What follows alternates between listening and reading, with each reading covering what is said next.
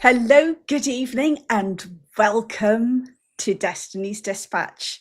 Tonight, we have a treat for you because we have with us here, we have Max Leo from Legion of Myth. Hello, Max. Hello, hello. Good to be here. Thank you very much for inviting me. I really appreciate this. Oh, it's going to be fun. As always, it's me, Vicky, and it's Dean from Evereye Games. And tonight, it's all about rolling for views, delving into why we started to create a YouTube channel when, after all, we're just writing a game. Why did we do that? That's all we're doing. Yes. Yeah, that's all we're doing. That's all we're doing. But finding out about what it takes to actually run a successful YouTube channel. I mean, we're very, very early on in our journey, and we have Max here to lead us down this path and tell us all about what it takes. Absolutely. Don't know running away. We've seen those figures and we can't wait to delve into it. So as always, don't forget, guys, all throughout this, you can ask any questions you want and we will do everything we can to answer. But first of all, let's have a look at who's in the chat. Who have we got in the chat today? Well, first of all, we got Cam. Hello, Cam. Lovely to see you. Cam's always early. He reserves his seat. I'm sure he's got German blood in him. He's putting his towel down once a year. Yeah. Pops his towel on. Did you see that? This woman went round and started taking all the towels off the sunbeds and allegedly made a name for herself. Who cares? Anyway, we've also got Louise. Thank you very much. Lovely to see you. Had a great interview with Louise on our Indie Game Guild. I have to say, awesome games. Looking good. Looking good. Then, of course, we've got Legion of Myth. Say hello, Max. Hey, that's me. Wow. Howdy. Actually, I should say hello, Legionnaires. There we go. There you go. And we also have Jeffrem Dankar. Hello. Good to see you here, Jeffrem. Good to see you. And look, we've got a Paladin Steve. We've got a Paladin Steve. Oh, I know Paladin Steve's been working hard. He has been working very hard. So good to see you here, Paladin Steve. Hope you're taking a bit of a well-earned break. Yes. And we've also got Squirrel Hermit. Hello, Squirrel Hermit. Good person. Squirrel Hermit's awesome. Excellent. Good to have you here, Squirrel But Hermit. he can't make me drink tonight. Ha! No. We're just going to have another one where he can. That is when we get to 500 and we have super chats enabled, we will invite you back so he can get you to drink. That sounds good. I like that idea. We've got away. Where are we now? We're at 307. 310. 310. We've gone up a few. So merely mentioning that we'd have Max on the show has given us some new followers. So. Really, and I hope they stick around. I mean that, guys. So. I hope you, those of you who signed up because of me posting on Discord or whatever. I hope you guys stick around here. It's an awesome channel. They're doing me a favor by joining on the Friday streams, and we all know you guys like Dean, and you're gonna soon learn to like Vicky as well. Stay, watch some videos, and you'll have some fun. And I think we got a Michael. Have I seen a Michael? You have. Look at this. But Michael says. Drink. Now, see, I didn't say Earth Dawn. Earth Dawn. Don't start us on Earth Dawn. It reminds me when we had a PlayStation, there was a pinball game we had on there, and I can't for the life of me recall what it was. The name of it. But it was one of the tables was this Viking table, and there was a phrase that would come up when you activated one of the sort of mini games, and it would be, "Let's see how much you Vikings can drink." And we loved it. We did. We used to sit round and we used to shout that out all the time. It was one of those times, wasn't it? It was that era where we were living in a funeral home. Yeah, it was a funeral home. It was a funeral home. But that's not what we're here to talk about tonight. We are here to talk about rolling for views. So we are going to delve into what it takes to run one of these YouTube channel things that we're on tonight. one of the things you need to do is to swap out the actual, intro panel so that when people are joining, they actually think they've gone to the right stream. That does tend to help. Yeah, professionalism and all. Yeah, professionalism. I mess up all the time, and all the responses from chat is pro streamer. Yeah, I get it. Thank you. I deserve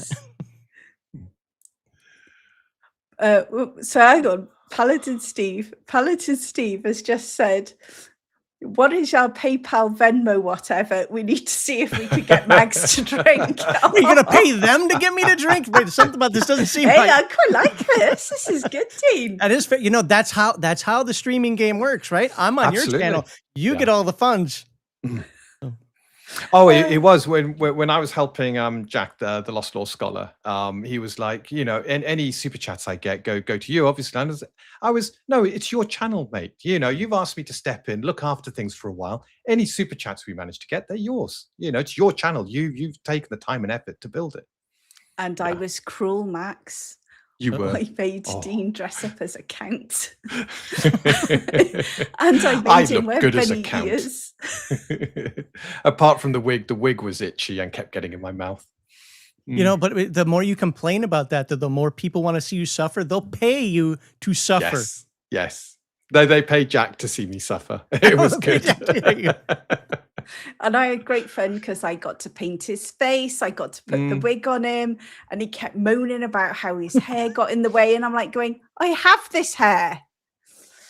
Oh, we got a Kenneth as well. And wow, the Dungeon Delver himself. We are truly honored.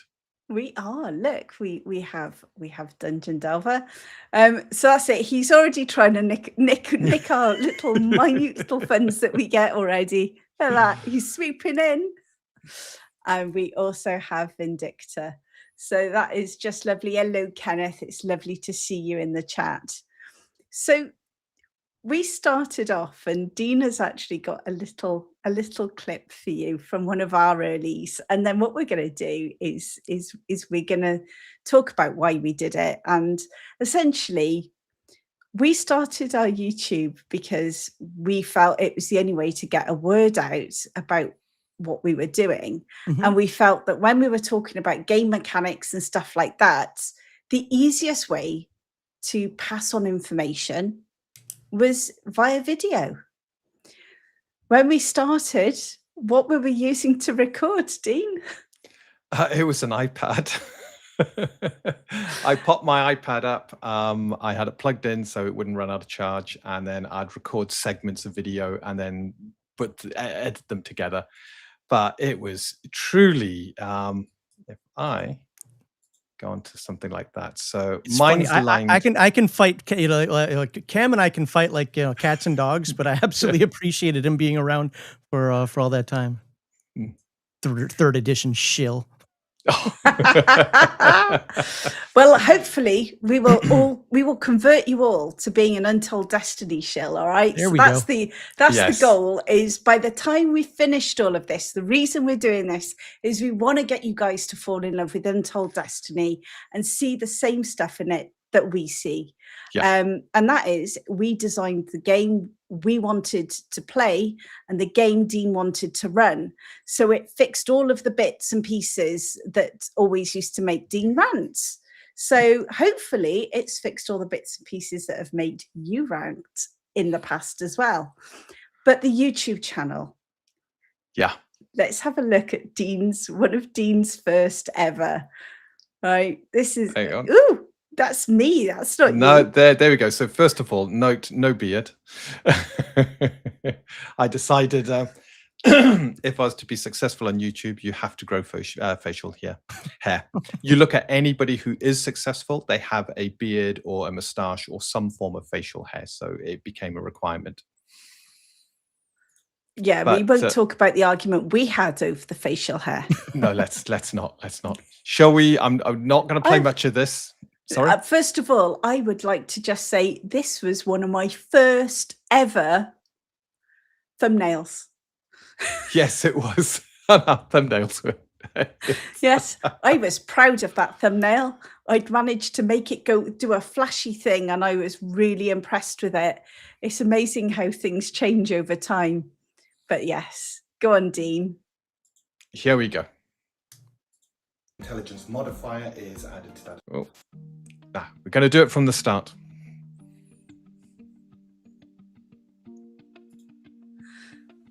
Hello and welcome to episode 2 of the Architect's Insights. In this episode, we're looking at spell points and how they're used to cast spells. If you're playing a spellcasting character, then you will have spell points. Okay, and those spell cut. points Yeah, can I? Thank Oh you. no, Thank you. this is great. Keep going. But, No. but just before he takes it away, so this Yeah. was actually recorded in our conservatory in my hobby room. What you can't see is that iPad is balanced on my model railway while he's actually taking that video. And you can see some of my train pictures, you can see my paints and everything. So this is actually, we used our conservatory for this. So the sound quality is rubbish, but this is the first video that we ever did. But there's a couple of things I'm noticing. So I work in video conferencing professionally. And one of the things that I'm looking at the room there, especially from, saying that this is like first, second, third, whatever, it's really early. One of the things that you did that most people don't do is you're smart enough to close the blinds. Yes. Yes. And that's something that a lot of folks don't do. Now, for me, there's 2 reasons for that. Not just the sun, but also you can get your location identified by doing that. Yeah. But you get that big blinding glare and there's like, why would you do that? No. It seemed to make sense. We didn't have the gear. We didn't have the cameras or the proper microphones. We Didn't have were anything. kind of racing to keep up with the Kickstarter. But that's the thing is starting off in YouTube. One of the things I tell folks is use what you've got and what you can afford. If all you have is crap, for lack of a better term there, then start with that, but do the best you can with that crap. And right there, I mean, I don't know what the quality of an iPad is, and I'm guessing you even used the mic from the iPad. You didn't use... it was the mic from the iPad. And yeah. I would say you did the best that you could with the equipment that you had, and all you do from there is improve. Yeah. And I was over that side so that any reference we had from our then version of Untold Destiny would come up on the other side. But my editing skills, I was doing this sort of fade and fade out in between scenes. And yeah, there was a lot to learn at that stage. So can we now remove my terrible mug from this, this screen? You know something though, I think it's good to look back and Max. Isn't it? Oh yes, Max. Oh God. Who wants to see one of Max's really early videos? I knew I should have made all these things private. Oh no, we have it, Dean. Hang on. Oh, let's pop it. Oh, look at that baby face. Oh, that's And the bad lighting and the green screen that you're going to see through, and the old logo that has a backward L, and oh God. Right, let's go from the start. Hello, I'm Max Liao from Legion of Myth. I want to welcome you to my new series where I discuss free-to-play video games. This first video game that we're going to be talking about is going to be Star Conflict. In this, I'm just going to give you an impression. If you don't know what impression is based on my criteria, you can look it up in my prologue video. Explains previews, reviews, and impressions. This one is definitely an impression. That is Man, brilliant. the energy is just, I'm ready. I'm excited. Are you? Yes. But This is Max Liao from, oh my God. but you know something, and I think this is what I want to sort of convey is we all start somewhere. Yeah. One of the first videos I actually did, we didn't keep it. I was so stilted, and Vicky she watched it and she was falling asleep. And she said, no, put more energy into it, more arm movements, make the audience feel like they're part of something big. And it's good I advice. made him stand up. Good The advice. first time you did it, you were actually in here on the iPad, and I went, no, you're sending me to sleep. It's just a snooze fest. This game's going to be about as interesting as. So that's when we moved you down into the conservatory, and I gave up my beautiful space, my hobby space, So that And you could all do those it. paints. Yes, all those paints. Yeah, don't. I know. I'll be getting it back. But just to see then the energy, because standing up makes a difference. I actually prefer standing up when I stream, mainly because I'm old and my leg goes numb and everything else hurts. And I actually far prefer standing up. In fact, I've done quite a few of these actual live streams, haven't I? Standing up. Yeah. My problem is that because I put a screen behind me, now if I stand up, you get to see the top of the screen and it looks rubbish. So Dean's just gone out and bought me a proper sort of screen that we're going to put around where I can just draw curtains around. So that is my next improvement. Nice. But I think we've all got to improve. What do you think was the thing that really helped you improve, Max?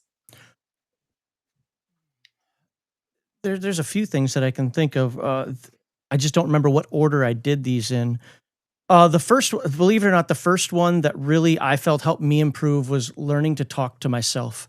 I was so like that to me made me feel like what I would do is I'd play a video game outside of, streaming, and I had to force myself, whatever you're thinking, just say. Because I used to stream video games, but if they're, when you have like 3 subscribers or whatever and nobody's watching, I just wouldn't talk because believe it or not, you might not know this, but I'm not this boisterous as a normal person. It's not an act, but I guess you'd say I've kind of trained myself to do this. But if I talk this loudly all day to my wife, she'd be like, "What is wrong with you?" But I had to learn to talk to myself. And so what I do is I start playing video games and I just be like, all right, so now I want to go to the left and see what's over there. Something simple, right? My wife would come in there. "Are you okay?" Yeah, I'm just practicing talk to myself. She'd roll her eyes and walk back, but she understood what I was doing. It got to the point where now, even when I'm in my truck driving to work, I'm screaming at people and talking, I'm like annotating my entire life. My dash cam has got so many. I was like, I got to watch out what I'm saying on there. But no, that was one of the first things, because I have some friends that got into YouTubing as well, partly because I did, and partly because they want to do their own thing. And I'd sit there and be like, "Guys, you're not saying anything. Like, nobody's going to sit there and listen to empty space and just watch you play." You know what they could do? They could just play the game themselves.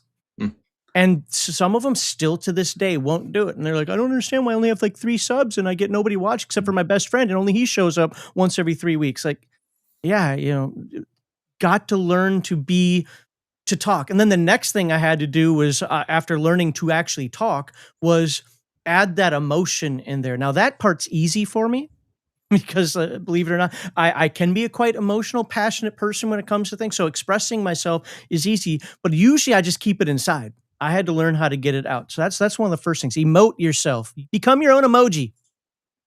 Oh yes, I remember watching. I'm trying to remember who it was now. Cohen, I think it is. He's another one of these.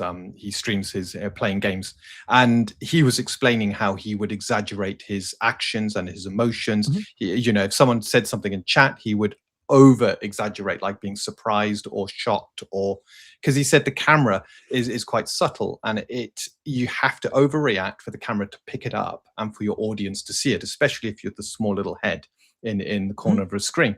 So yeah, that's good advice. And you know what, it's not easy, and it takes time and practice. Yes. Yeah. And that not easy, especially for somebody like me. See, in life, my mom didn't say these words, but for some reason, this is what I picked up on. My job is to be a ninja. My job is to be unnoticed, out of everybody's way, do my thing, do it properly, so that I am not obtrusive or I'm not in somebody's way. So I actually am a fairly quiet person. I'm a little louder now, partially because of this than I was back in the day. But I'm the guy that just kind of sits, does my own thing, I have all my thoughts in my head, whatever. I just had to keep doing that, and I felt stupid. I'm like, is this what it feels like if you're that, they got the old trope of like practice kissing in a mirror, because it feels about that dumb right now. But as I kept doing it and doing it and doing it, it actually worked. And I didn't see the gains from that until Legion Myth had progressed some way. And I won't jump ahead in the script here if we have one, but it is something that I'd worked on. So by the time we started doing kind of what we're doing now, all of a sudden, like, whoa, this Max guy, he's got some emotion. He's got some thoughts about him. Okay. But it takes time. It really does. I remember, so the first time I did anything, it was actually our indie game spotlight, wasn't it, Dean? It was, yeah. Yeah. First time you appeared on camera outside of us appearing on someone's stream. And yeah, it was nerve-wracking. I messed up the intro about 2 or 3 times. It was a good job it was filmed. And all the way through, Dean's just going, relax, just relax. It's like, I'm you were actually so glad nervous. you said that. Yeah. That is such a good. So I was in a band in the 90s. I work in video conferencing professionally. Until maybe 5-6 years ago, I would still get red light fright. When I was in a band, they tricked me. They'd be like, hey, we just need to rehearse this, but let's rehearse it well so that we can just know we can get through it, whatever. Okay. All right, we got the recording done. And I'm like, what? But as soon as they said, hey, we're now recording, I'd be, oh my God, can't keep time, can't do that. Honestly, doing this has gotten rid of my red light fright. So I work for the U.S. government, and one of the things I do is brief generals. When I was younger, I'd be like, "Oh my God, that guy's got stars on his shoulder. He controls my entire future." Blah blah blah. Now I'm like, "All right, sir, this is what's going on." But doing this has actually helped other aspects of my life, because if you want to get those subscribers, if you want to get the people who watch, you have to have some sort of personality. Not everybody's going to like you. Not everybody's going to like your personality, just like real life. So don't be mad at the person who doesn't like it, but you got to have something. You can't just sit in a chair and go, "Hi." My name is Max Liao, and today we're going to talk about whatever that game was. And did you notice that I had like a button-up shirt? I had that little turtleneck. I was trying to dress all proper and everything. It was lovely, and it was a preview. I'm very pedantic about terms, and that was one of the things that, even back then. But isn't that? I found that this has basically brought me out of my shell. Mm-hmm. You saw in that video, you saw my paints, I would be quite happy to sit there for hours on end, working on my model railway, music playing in a world of my own. Yep. And I get it. Yep. Worried about where I'm putting that splodge of paint, or working on the tree that's taking me another 10, 15 hours. And you look at that and you take someone who's quite happy to do that, and then basically go and put a camera on them, and it's like, really? But I do think this is important, and it's helped on a lot of things. It helps with a bit of confidence. It helps in expressing yourself. And when it comes to the game, it means you can see that we're not just saying it's good. We believe it's good. We know it's good. Mm-hmm. I had to go at Dean earlier because Dean popped out something on X, and he was being modest. And he had me. I was, yes. I was underplaying my achievements because I struggled to talk myself up. And I understand, right? We don't, egos should not be something that sits front and center. And all of this is not about ego. This is about believing in what we're doing. Mm-hmm. Max, when you're doing what you're doing it because you believe in what you're doing. So Dean had me sticking my head round from my office to his office going, what's that tweet? Mm-hmm. Yeah. Believe in yourself. Stomp, stomp, stomp, stomp. But he's modest and he's sweet and he's nice and he doesn't want people to, but he's worked really hard, and I want that to come across. And I have a question for you when it comes to that, because I like to sometimes know people's motivations in this. I guess that I'll just be blunt about it. What is your motivation for doing it? Because I know mine and I know how I got around it, but like, what do you even have a motivation in terms of like, look, I don't want to oversell this. I don't want to be all pomp and circumstance and so on and so forth. Is it a thought process, or is that just naturally you? Because I can tell you I'm an egotistical jerk, but I temper it down, believe it or not, when it comes to some of that here. Might not seem like it, but I do. Is that one for me or Dean? Either one. I'm curious. It's going to be Dean, either. I'll answer, which is my motivation for doing Untold Destiny was to get a role-playing game that suited exactly what I wanted to run, and I would love to play. There were so many problems I would see around the table when I was running a game, and one of them was players just nodding off during combat and stuff like that. And every system I was house ruling. So I thought, let's just create one that is engaging, has exciting combats, because we love our combats, but also has this incredibly flexible system where my job is a lot easier behind the screen. I hated third because of all the numbers. Same with Pathfinder. Fifth, it was just, it was difficult to balance. I had to recreate creatures. I had to keep coming up with new ways of challenging the party. And yeah, we always go high levels. We always have campaigns that run several years, go up into the high levels. And it became a much bigger job for me as a DM at those higher levels. So I wanted something that would be low effort, but as in the effort you can put in yields better results than having to put in a lot of effort. For you to basically upsell that thing? Because He's it's too modest. Yes. Because I always have the fear that no one will see what I see in what I've created. And I love what I've created. And as a DM, I'm looking forward to when we start our campaign up again. Because so far it's been a lot of play testing, a lot of stop-start stuff. And I can't wait to get a regular group around the table and to start running one of these long campaigns, because it'll help with fleshing out the world building. And every time we've done the play tests, it has been a joy to run from my side. I used to dread running games because it was just so much baggage. There was so much to keep track of.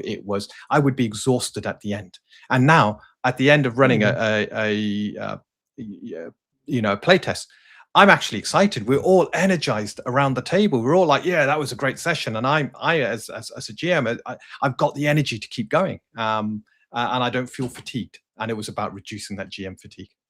So this is a perfect example right here for folks out there who have different personalities and feel different ways. So for me, it's a completely different deal as to why I struggle selling myself, so to speak. Because as a kid, I was so gullible. I would look it up and, you can't find gullible in the dictionary. But yes, it is. It's right there. That now in life, I am crazy skeptical. I don't trust anybody. I don't believe anything. I need to fact check it 7 ways from Sunday. And I don't want to be that used car salesman. So I struggle. It's like, we've talked on live streams recently about things like, hey, Legion of Myth, we're a business. We're trying to make money. But I hate saying donate, donate, donate. I'll go watch other channels and be like, hey, jerks, why aren't you giving me money? And people are like, here's $50. And I'm like, what? Yeah. I watch, there's this anime girl out there I watch, and she'll be like, well, if you want me to talk about this one, I need to make $200. And people, and she's not cute. And they're like, there's $200. Talk about this anime. Man, people in this hobby can't get anything out of them, but the thing is I don't want to be that guy I'm just doing it for the money. No, I actually really do love what we talk about. And there's this weird balance there. Some people want the next viral clip. That will never be this guy, because I don't chase that. In fact, when I see a viral clip, I'm like, that's stupid. Why do people watch this? What are IQs 15 now? What is going on here? But at the same time, I want to do the best I can within what we do. So there's this weird balance, and everybody has to pick why they do this. And it's going to be different for every person. But I do it because I do love it. I know it's a lot of work, but I'm used to doing that. But ultimately, there's a breaking point. Well, this has now crossed the Rubicon, and I'm not gonna do this, whether it's certain type of content or a certain amount of work or whatever. Yeah, it's funny because when we started the YouTube, it was to start putting out videos about what we'd created, and we also put our Mr. Ben video out, which was a video that we had created by a company called Afro Sheep. Dean had this big idea that about a children's TV show we used to watch called Mr. Ben. And we wrote a script, we got it to an animators, we had hand-drawn animation done for it. Nice. It cost us an arm and a leg. and it is on our YouTube channel. And we absolutely loved it. We put that out, and we put a video out all about Untold Destiny. It was like our little advert, and it sort of went from there. For me, the one thing I love about the YouTube channel is it's done three things. One, it's given us the opportunity to actually do campaigns and for play testing, and then for Dean to watch it back and find all of the bits in the game that were a bit wonky. So that was one. Two, it's allowed us to share with lots of people our dream of doing this game. And three, it's also allowed us to shed a light on other indie games that was so hard in the beginning.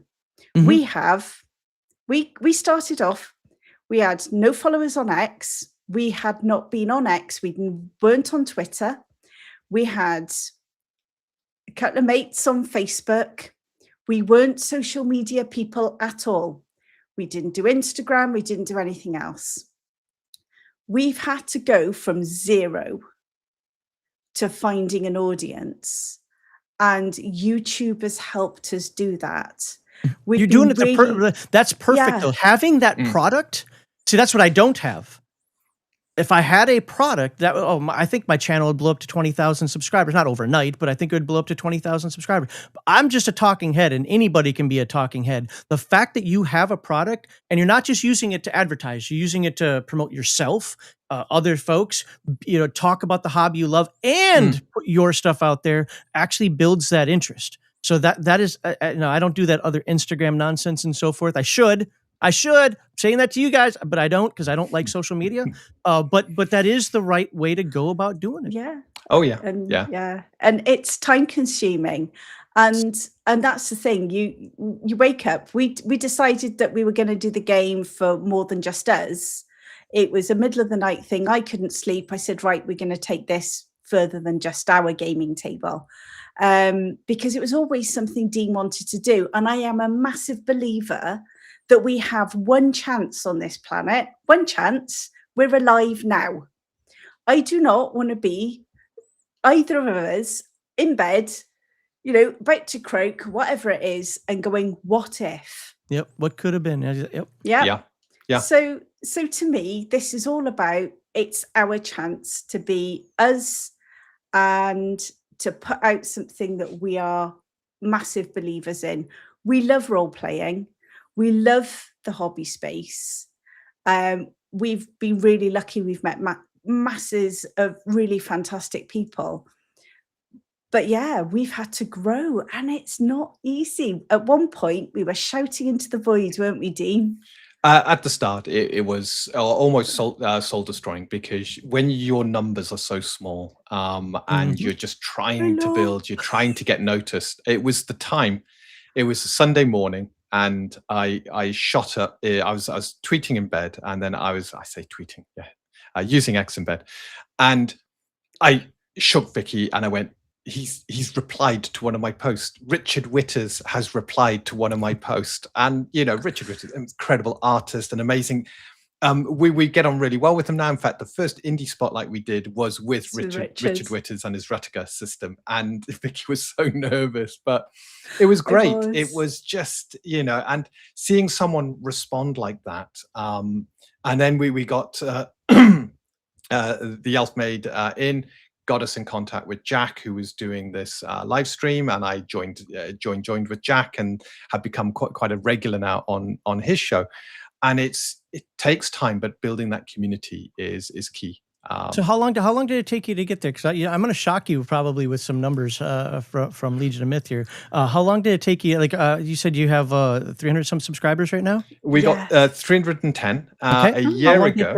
Yeah. Okay. Hang on. I just need to. A year Needs ago, to press his buttons. We had probably around about 20. Okay. Awesome. First of all, that's awesome. People might not realize that, but that is awesome, especially in this niche field. If you don't mind me asking, a ballpark number, about how many views do you get per video? We get, that's a good one. Which I can have a look. Yeah. Just a ballpark. I'm not trying to drag your channel. Yeah. or anything like this. I have a reason why I'm asking this, because I'm gonna I'm going to show our channel. I think we get around about 100. Okay. It can be lower. It can be the videos that do really well are a lot higher. Some are lower, sort of like I think a bad video for us at the moment is about 50 to 60, but typically 100. So first of all, absolutely fantastic numbers. It's usually it's a 110-100 rule. So 100 is it 100 subscribers means 10 views means one person pays. Okay, that's a generic thing. It comes from sales and so on and so forth. And as you grow, those numbers tend to mean that. Now, you're going to have videos that do better. So having a 33% ratio there is absolutely fantastic. That means the people who actually subscribe to you enjoy your stuff. Compare that to our numbers. So first of all, for the first 5 years, we would get 3 views. Oh, no. 5 years. Now, there are various reasons for that. We used to do anime reviews, comic book reviews, and tabletop game fundamentals. And then we had an RNG segment where we just kind of talked about the nerd hobby. Now, when I say we, I was the back-end producer because I was living in Germany. So it was Heathen Dog and Garthon who were the co-hosts. Wouldn't get views. Nothing I could do, tried. I even did some things that I shouldn't have done to try to boost the channel a little bit and that I'm still paying for 10 years later. And I mean that. I'm still paying for this 10 years later as a bad thing. Now I've got 8,000 subscribers. Guess what my views are? 200, 300. It's crap. It's absolute garbage. That's not what it is. But there are reasons for this. And I can absolutely, I won't dive into unless you want me to. I mean, but I won't dive into what all those reasons are. Yeah. But the point is, for 5 years, we did nothing. And so when Garthon and Heathen Dog basically said they'd had enough of me in the back end going, you need to do this, you need to do this, you need to do this. And I stepped up and said, okay, we're going to start RPG Digest. And it isn't because of me. I'm going to say why it happened in a second. Then people can bang their forehead against the desk and go, oh, crap. But we blew up. We absolutely blew up. I gained like 3,000 subscribers in a year. And then it started to taper off a little bit and we're still gaining, but it was because I came on here and I ranted. And I just started screaming at the clouds. And what do people like? I don't know why, but always remember this, folks. When you want to take the high ground, and you're like, I'm going to be the one guy that does this perfect thing, and you want to take the high ground. And I'm not saying you shouldn't do it. I'm just letting you know how this nonsense works. Jerry Springer was the most popular TV show for many years. Because of controversy and conflict. Yeah. And that is how we grew. Now, do we do that anymore? Very minor, like 1-2% compared to the 75-80% that we did before. In fact, I'm glad you didn't get a hold of some of those videos because while they still exist, they cause some problems. But here's the downside to that. We started off covering anime, comics, and games. Then we went into just talking about tabletop RPGs and ranted like crazy. Built up the audience. Then I stopped ranting, and we now have a heavy, this happened accidentally, by the way, but we have a heavy Palladium focus. Now all the people who are around for the OSR and rants are gone. And I shouldn't say all, but the vast, vast majority of them are, because that's what they were there for. And we basically had to rebuild the audience of some Palladium fans that Steven's still kind of cut up, and, just trying to put other games out there, right? The point that I'm making in this for folks who keep saying, we're going to take the high ground. Well, we did that for 5 years and it didn't work. And I'm sorry, but none of us in this hobby are absolute experts. They have an advantage by having a product. If you want to start a YouTube video channel today, and you're like, I'm going to be the guy that covers this game, you better have one heck of a personality. You better be an absolute expert at that game and know how to edit those videos, or you better know how to scream at clouds. Yeah, we had to learn really fast because when we started, we were getting nowhere. And then we started Business Unusual, which was our campaign. And we actually, it looks good because there's a lovely gentleman called David Mann. He has got this fantastic setup called the Games Table. It's in Wales. It's in Rydri. It's fantastic. And he hires it out. But he hires out his technical expertise along with it. He's a massive gamer. He loves board games. He's got his own board games are being designed at the moment. He's really into that. But he has his own studio that is set up just for gaming. So it had all the cameras, it had everything. Yep. So whereas when we looked at it, we thought we could do it round our dining room table with the cats jumping on us and and we thought, no, it's not going to work. So yes, that would have been a disaster. It might have gone people viral. like animals; they do help. Well, absolutely, yeah. It might have gone viral, but for the wrong reasons. In fact, all of the poor cats are all downstairs at the moment because it's really hot here. As hot as it gets in the UK, really hot. It's summer. It's the humidity. It's not actually that hot. It's got to about 30 degrees. It's lovely outside, but our weather's become humid over the years. So whereas it used to just be this lovely dry heat, you wouldn't have a problem. 90s were glorious. Now you get a little bit of heat, but it's the humidity that takes you, gets trapped in the house, and the whole house. I live in Alabama and I'm from Minnesota. I have no sympathy. Yeah. Exactly. But so the cats are all downstairs where it's cool because we've got to have the windows open, and our cats aren't allowed out of the garden because there's too many electric cars around here and they can't hear them coming. So what was I waffling on about? I was waffling on about business as usual. That's right. Yes. And we had because we had really nice setup, we had good cameras, we had microphones, it came across really well. It also meant that we picked up a lot of issues with the game as we were doing it, because Dean was editing it. He could see the bits that didn't quite work. That was the most valuable experience I ever have. Is I was able to, instead of running a game, watch how players were reacting, watch how I was struggling, watch where the dead time was, and think, okay, what's caused that? How can we fix that? How can we streamline it? And it enabled me to eliminate a lot of the kind of stuff that sounds great on paper, but in reality adds nothing to the game. And you just kind of get rid of it. No one notices it's gone, and the game just runs smoother. So it was good. It was really good. And so we've got YouTube to thank for that. Because if we weren't trying to do this, what are you doing? I am sorry. I am trying to. You stop pressing buttons. Right. I just to let you know, there's a lot of pinned comments. I think we need to start addressing some of those comments. So once you're done, we will go to comments. Dean, the comments are mine to do. Behave. I know. I'm excited. Do you ever have to put up with stuff like this, Max? I mean, really? I got heathen dog. We can sometimes fight like cats and dogs on screen, let alone off screen. I mean, really, this, I don't want to think we were married. Anyway, I do have some pinned comments. Yes. And, as long as Dean doesn't unpin them. No, I've been mysteriously they start disappearing. Yeah. No, we're lucky they just pin it twice. Otherwise, we'd be sat here going pin, unpin, pin, unpin. Yes. I'm going to start off with, first of all, there was one that I saw that I just wanted to highlight. So yes, Dean's popped up the videos for Mr. Bob. Yes, I did the Mr. Bob link. It is, if ever you've seen Mr. Ben, it's a great nod to that cartoon, and the animation's fantastic. We've got a few little Easter eggs in there. There is. I'm going to set you all a challenge. All right, you've got to watch Mr. Bob, because we have put Easter eggs in there. Bits all about the TTRPG hobby. Are you going to find them all?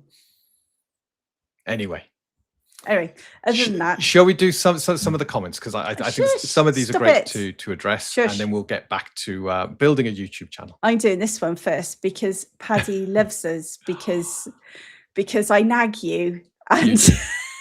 All an act. I saw what they're like behind the screens. Nope. It's silent treatment. It's it is.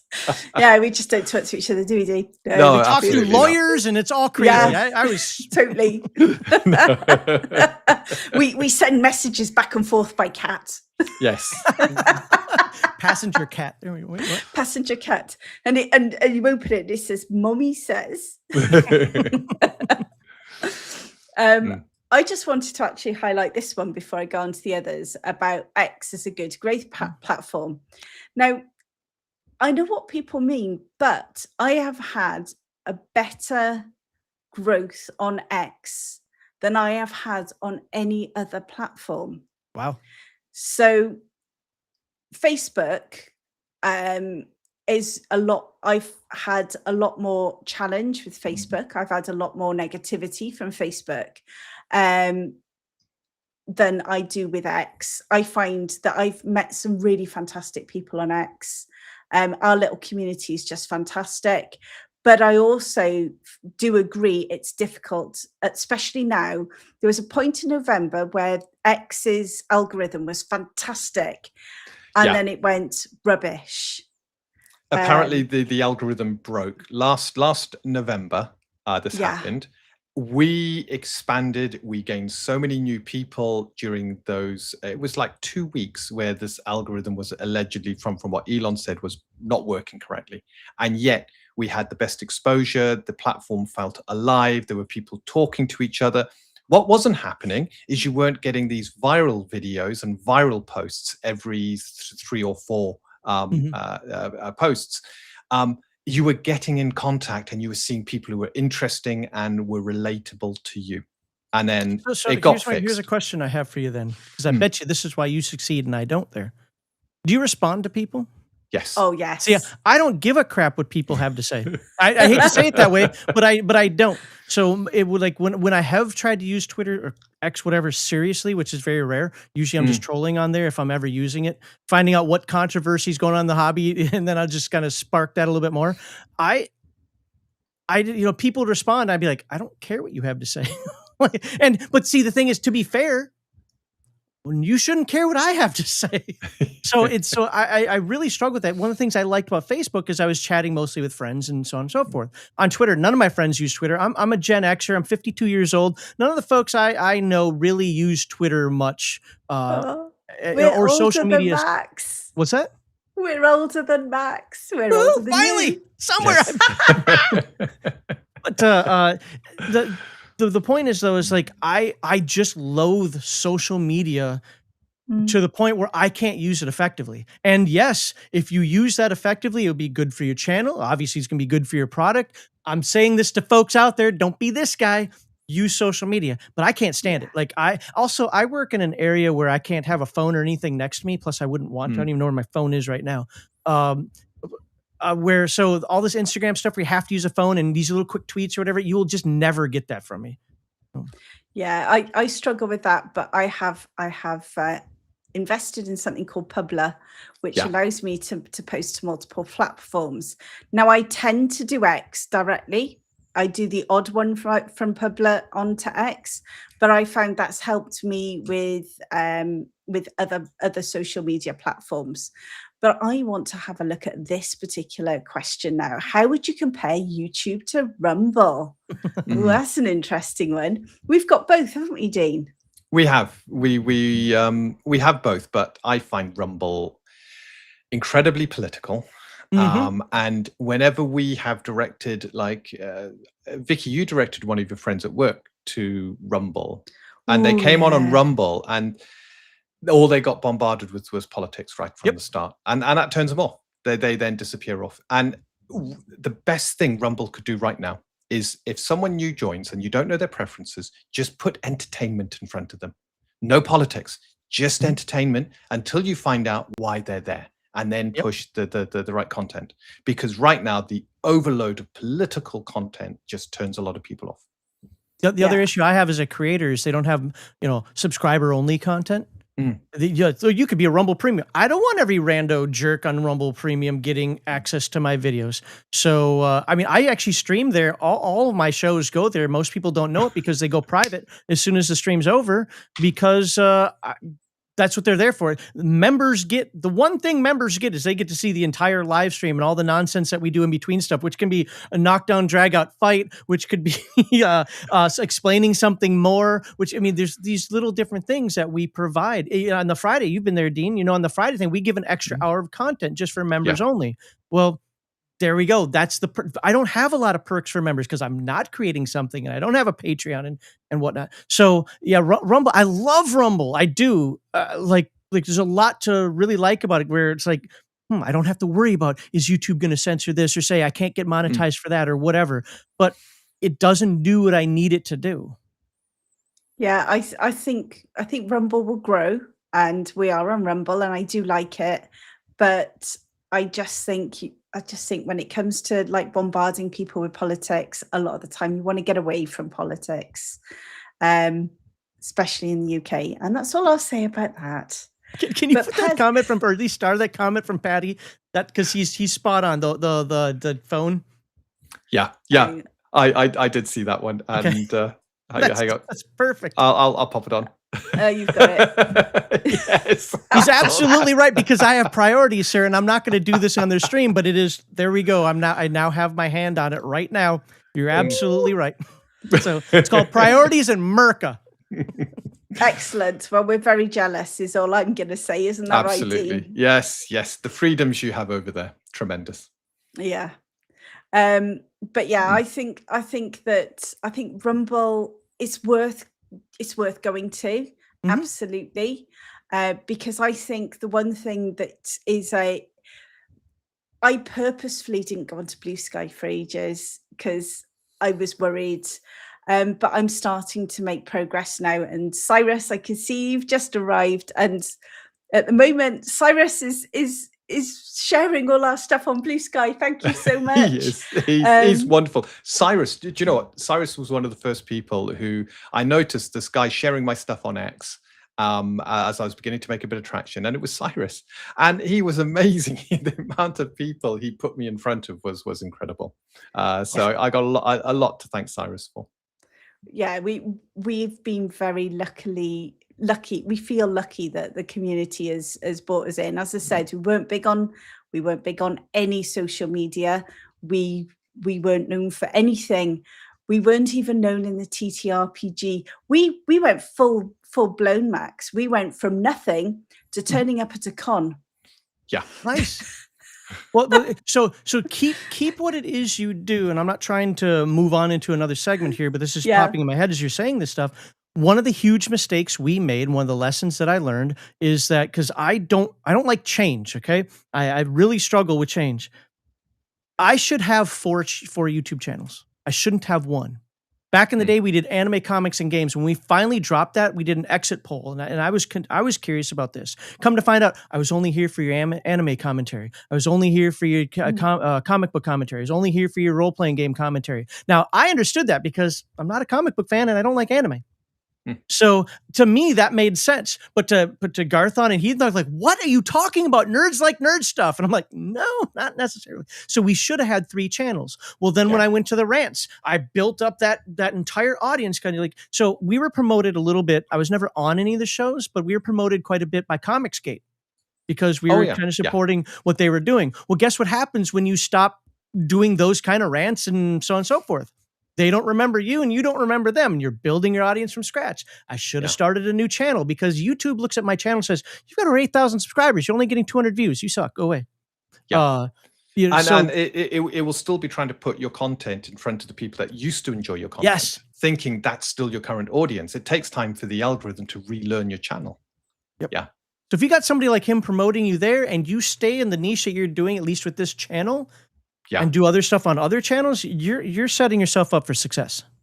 Excellent. I think that's a real pro advice there, which is, don't dilute your channel. If your channel is all about TTRPGs, but you want to start doing Let's Plays, people watching you play computer games, create a separate channel. Yep. It's got to be different because it's a different audience.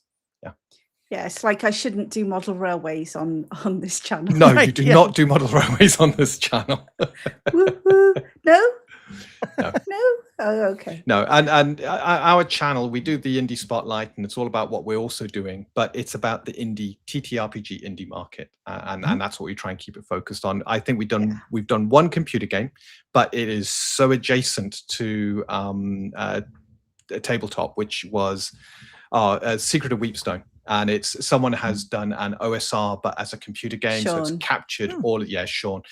We did an interview with him, but he's captured that feeling of the modules and doing running a basic edition adventure, even to the point where when you start, you got the module opening up and the map appearing, and it's fantastic. He's captured the heart and soul. So it was worth doing that one computer game, but we wouldn't do any others because you're then moving too far away from your tabletop roots. Yeah. And so I think that's really good. Now we've got another one here that Paddy said. Yeah, you've. Oh, yep. Go on. People love ranting. It also happens to be some of his best performing videos, and he hates doing it. Yeah. Now we've not done anything what I would call as negative, really, so far on YouTube. But we're going to have to start talking about how our game compares to other well-known games such as D&D soon. So, because at the end of the day, we've designed this game because we wanted to play it instead of playing D&D. So I'm quite sure there's going to be lots of other D&D players that see the same issues as we have. So we're going to have to do a comparison. So gloves off. And it's also one of the first questions people will ask is so is it like D&D? So having those videos ready, you ride the D&D algorithm, and you also educate people to what they're buying into. I wouldn't say get converts, because a lot of people think, our hobby space, you can only have one game. And it's like, no, you can't. You can have lots of games. If you love D&D, fantastic, but that doesn't stop you from loving other games out there. And the indie market is full of so many diverse games. You can own as many as you want, so that you've got a game for every feeling, for any mood that you happen to find yourself in. Now, when it comes to, we even say negative commentary, I'm not necessarily talking about ranting, but just negative commentary on a game. There's always going to be somebody, I get them constantly, where it's like, I can't believe you said this thing. Like, look, I don't like XYZ. I don't know about Patty. I have an idea, but I don't know about Patty for sure, and I don't want to talk about his channel and give him a bad name or anything like that. But I'll tell you that our rants, I'm surprised some of them didn't get kicked off of YouTube, and I'm surprised I didn't get channel strikes for some of the stuff that I said. In fact, I don't know if you watched the channel trailer that I have on my channel. There is a guy who tried to get me kicked off of YouTube because of some of the stuff that I said. Oh yeah, when I say I ranted, I said things that are absolutely abhorrent. Now, do I believe those things? I will actually tell everybody the truth. Yes. Do I believe them to that extent? Probably not. Again, is that hyperbole, exaggeration? My deal was that isn't that I didn't like ranting. I love to complain. My problem is I was complaining about the same thing over and over again. I'm like, oh my God, do I have to talk about this one more time? That's where it's like the same 5 things over and over again. And after like a year and a half, 2 years of that, I was done. I was just done saying the same thing over and over and over and over again. Trying to find new ways of doing it to the point where I just like, I couldn't even find words. So Kenneth is worried that we're going to be nasty about D&D. No, we're not going to be. But we have to show what differences our game is between D&D and our game, because that's the biggest one out there that everybody has got as I would say, a compass. It's a compass. I'm not going to ever be mean about D&D, because if it wasn't for D&D, Dean and I wouldn't have met. Yeah. And we wouldn't have been role-playing together. So I've always got a special place in my heart for D&D. But yeah, no, I do understand what you're saying there. But more importantly, Kenneth also thinks we all look at early 40s. I know. Amazing. Thanks, Kenneth. And we like you. There are also, with the direction D&D's going, I think there are a lot of players who are now looking for something fresh, something new. Pathfinder's picked up a load. So you should never shy away. Yes, you're going to hit that core that are so fervent in their belief that D&D is the only system that should be played. And you got to deal with that. But there's going to be a lot of people there who are looking for something fresh, that they're a little bit, tired.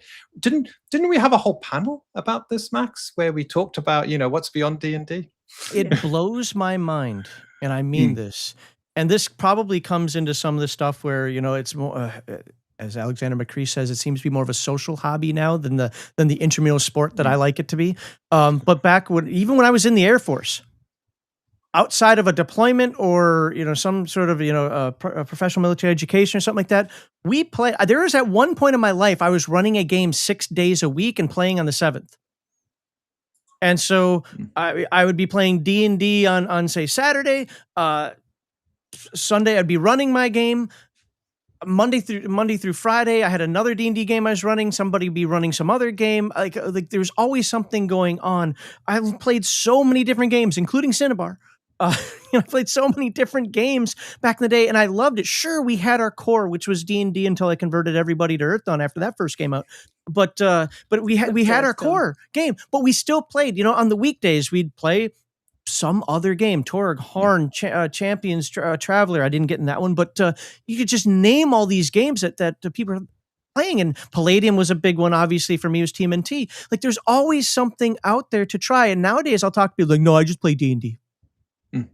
What? Yeah, no, Yeah. I was it. Variety is the spice of life. Yeah. It's good. It's okay to have a core game, but try other stuff. And then I don't have time for that. Man, if you actually like this hobby, you make time. It's like that whole thing. Like, I can't play a game for 8 hours. Then get out. I don't want you here. Because when I play, I'm diving in this. I want this to be my day. You know what I hate? I absolutely hate the fact that we no longer have 8-hour games. We used to start first thing in the morning, and we used to start, was it about 10, 11 o'clock in the morning, and we used to play till 8, 9 o'clock at night. Yep. Yeah. We used to throw something in the oven, and we just, Dean used to throw a chili on or something, or I'd cook something, and we'd all we would eat snacks. We would just it was like camping. I'm surprised we all didn't have our own little pillow forts or something. I know. Yay, D&V beats D&D any day. Thank you, Absolutely. Cyrus. We like that. And I think, looking at what Kenneth has continued to say, he makes a very good point here. And it's something we need to consider. We're focusing very much on the basic edition. We're not looking at any of these, comparing ourselves. There's too much to say right now about what we've done. And we've got all the kind of tutorial videos to do and insight videos. So haven't you done them yet? No. No, I'm a huge Free League fan. I do not understand why people like Morkborg, Pirate Borg, whatever the other Borgs are out there. Zero understanding of what. Now, to be fair, that's Free League just publishes those, doesn't really create them. There is no desire for me, other than maybe a one shot, to play anything like Morkborg. I don't understand its popularity. And I met a guy at work. He's no longer here. He PCS, but it's like first thing he said, "Oh, you role played? You play Morkborg?" I'm like, the hell no, I don't play Morkborg. I play real games. Yes. Oh, but we all do this, don't we? I know. But it was when we were talking about the beginning of the stream, when I was talking about, we were really anti 4th ed. We bought it, we played it, and at the point where it just felt too card gamey, I got really negative about it. And I was like, well, they're just not role playing, are they? No. No. Yes. And I got really. I'm really glad we didn't have a YouTube channel. Back then. I'm really pleased. We'd be on Rumble right now. Snooty. I would have been. I was very grumpy. So yeah, it was. But you look at it, we've all got these different experiences with different games. I mean, the three of us, love Earth Dawn. I love playing Windlings in Earth Dawn for no other reason than it winds Dean up, especially when he's got a whole party of them. Yes, this encounter should be, no, it's not challenging. They've got all their flight time available and they just go to the air. We used to have great fun, but it was good. We played Shadowrun. We actually did a Shadowrun campaign where we were all Dockwagon employees. Oh, that's awesome. That was a good one. Fun. That sounds fun.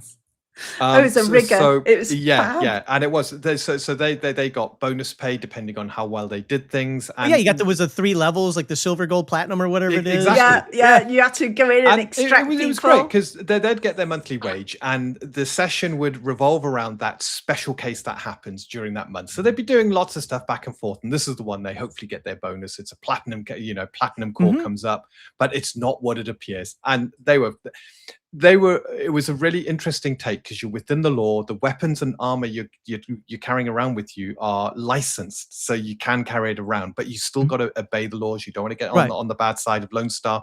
And it was just a fantastic. It was a great game. But it gives a perfect reason as to why you need that street samurai, because he's got to help you get in there, right? Yeah. No, that sounds fantastic. I don't know why I didn't think of that. I'm stealing that one at some point. Feel free.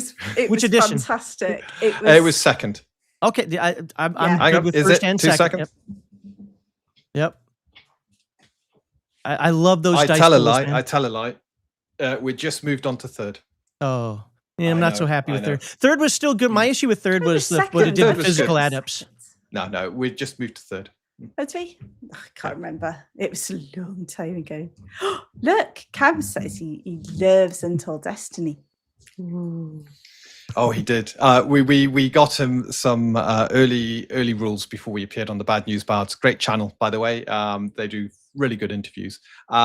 And he was immediately talking to me on Discord about, creating the character, got amazing stats and how does this work? How does that work? And do you know what? It's that level of enthusiasm and excitement is why we've done this, why we've created this game, because it's that wonderment and adventure. I wanted to capture that feeling I had when I first opened the red box set and looked at D&D for the first time, coloring in the dice and doing all of that. It's just amazing. But we're kind of drifting a little bit away from talking about channels, aren't we? Yes. I know, but I warned Max that I do have a tendency to go, ooh, squirrel. And off I go. That's it. And I can just bloviate about anything that pops in my head. So, I mean. Oh, absolutely. And I think that the conversation's been really good. I've thoroughly enjoyed it. I think we're done with the comments for now, aren't we? I don't know. Let me double check. I'm just checking the script to see where we are now. There's a script. There's no. What you mean? You mean our little scribbles the bullet points of we should talk about this and that. We should talk about this and that. Yes. That I always forget and then can't actually read because my glasses are steaming up because it's so humid. It's like yeah, because you guys don't use air conditioners. You're like Germany, you don't use air conditioners anywhere. That drove me crazy about Europe. We don't get enough days like this to warrant air conditioning. It was warm yesterday, and we've had 4 other days that have been warm.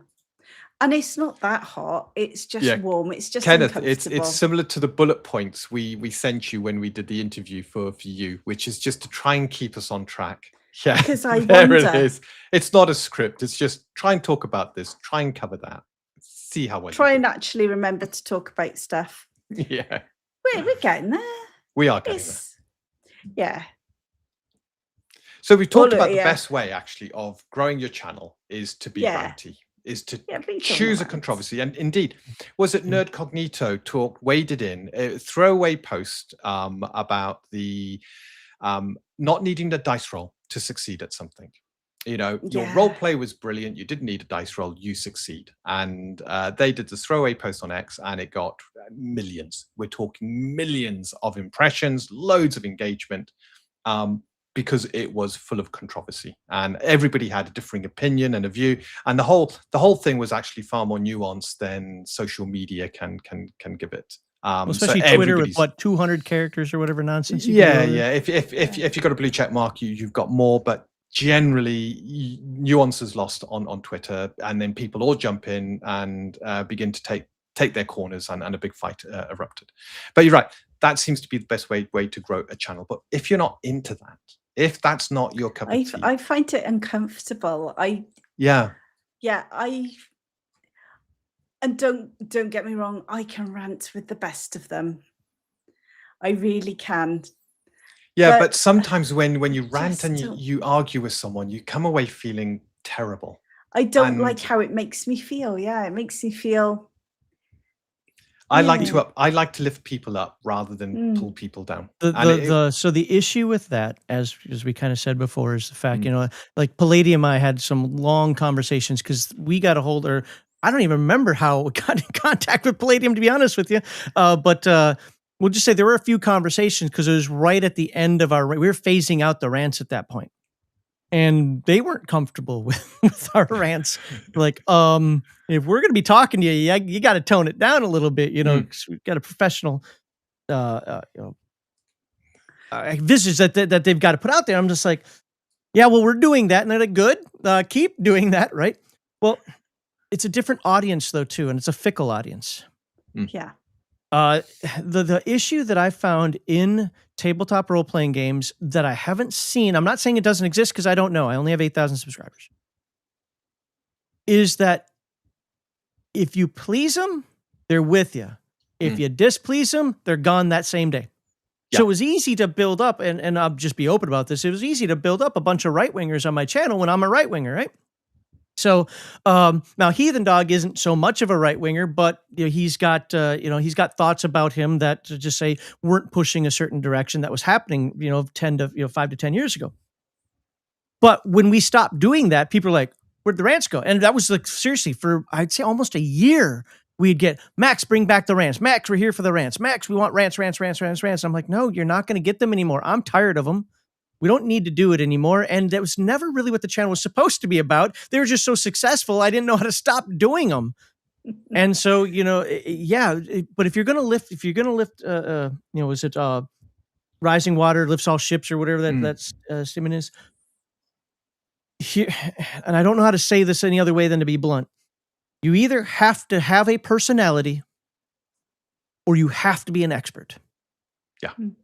Those are the two things. Obviously, you're going to be an expert at your game. So by showing that off, you've got the expert side there. And for anybody else out there, I'm sorry, but just because your buddy's on YouTube and he laughs at a couple of your jokes every now and again doesn't mean that you've got a personality. In fact, I had, even before YouTube, well, it was always kind of popular, but back in the early 2000s, people were like, oh my God, Schlo, that's my last name. That's what most people call me. It's like, Schlo, you got some of these weird things that you say, you just got to get them out there. They're hilarious. People love them. You should make a video like, oh my God, I forget the name of the channel, but he used to do like practical jokes back in the late 90s, early 2000s, like, you'd be just like him. They'd be so hilarious. I think people love you. But you saw my personality just 10 years ago.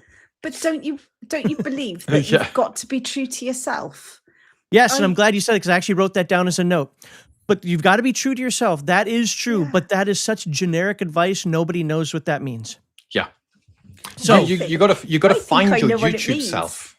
You've got to find your YouTube self, but you've also got to find what you're comfortable with, and you've almost got to decide not to care if people don't like you.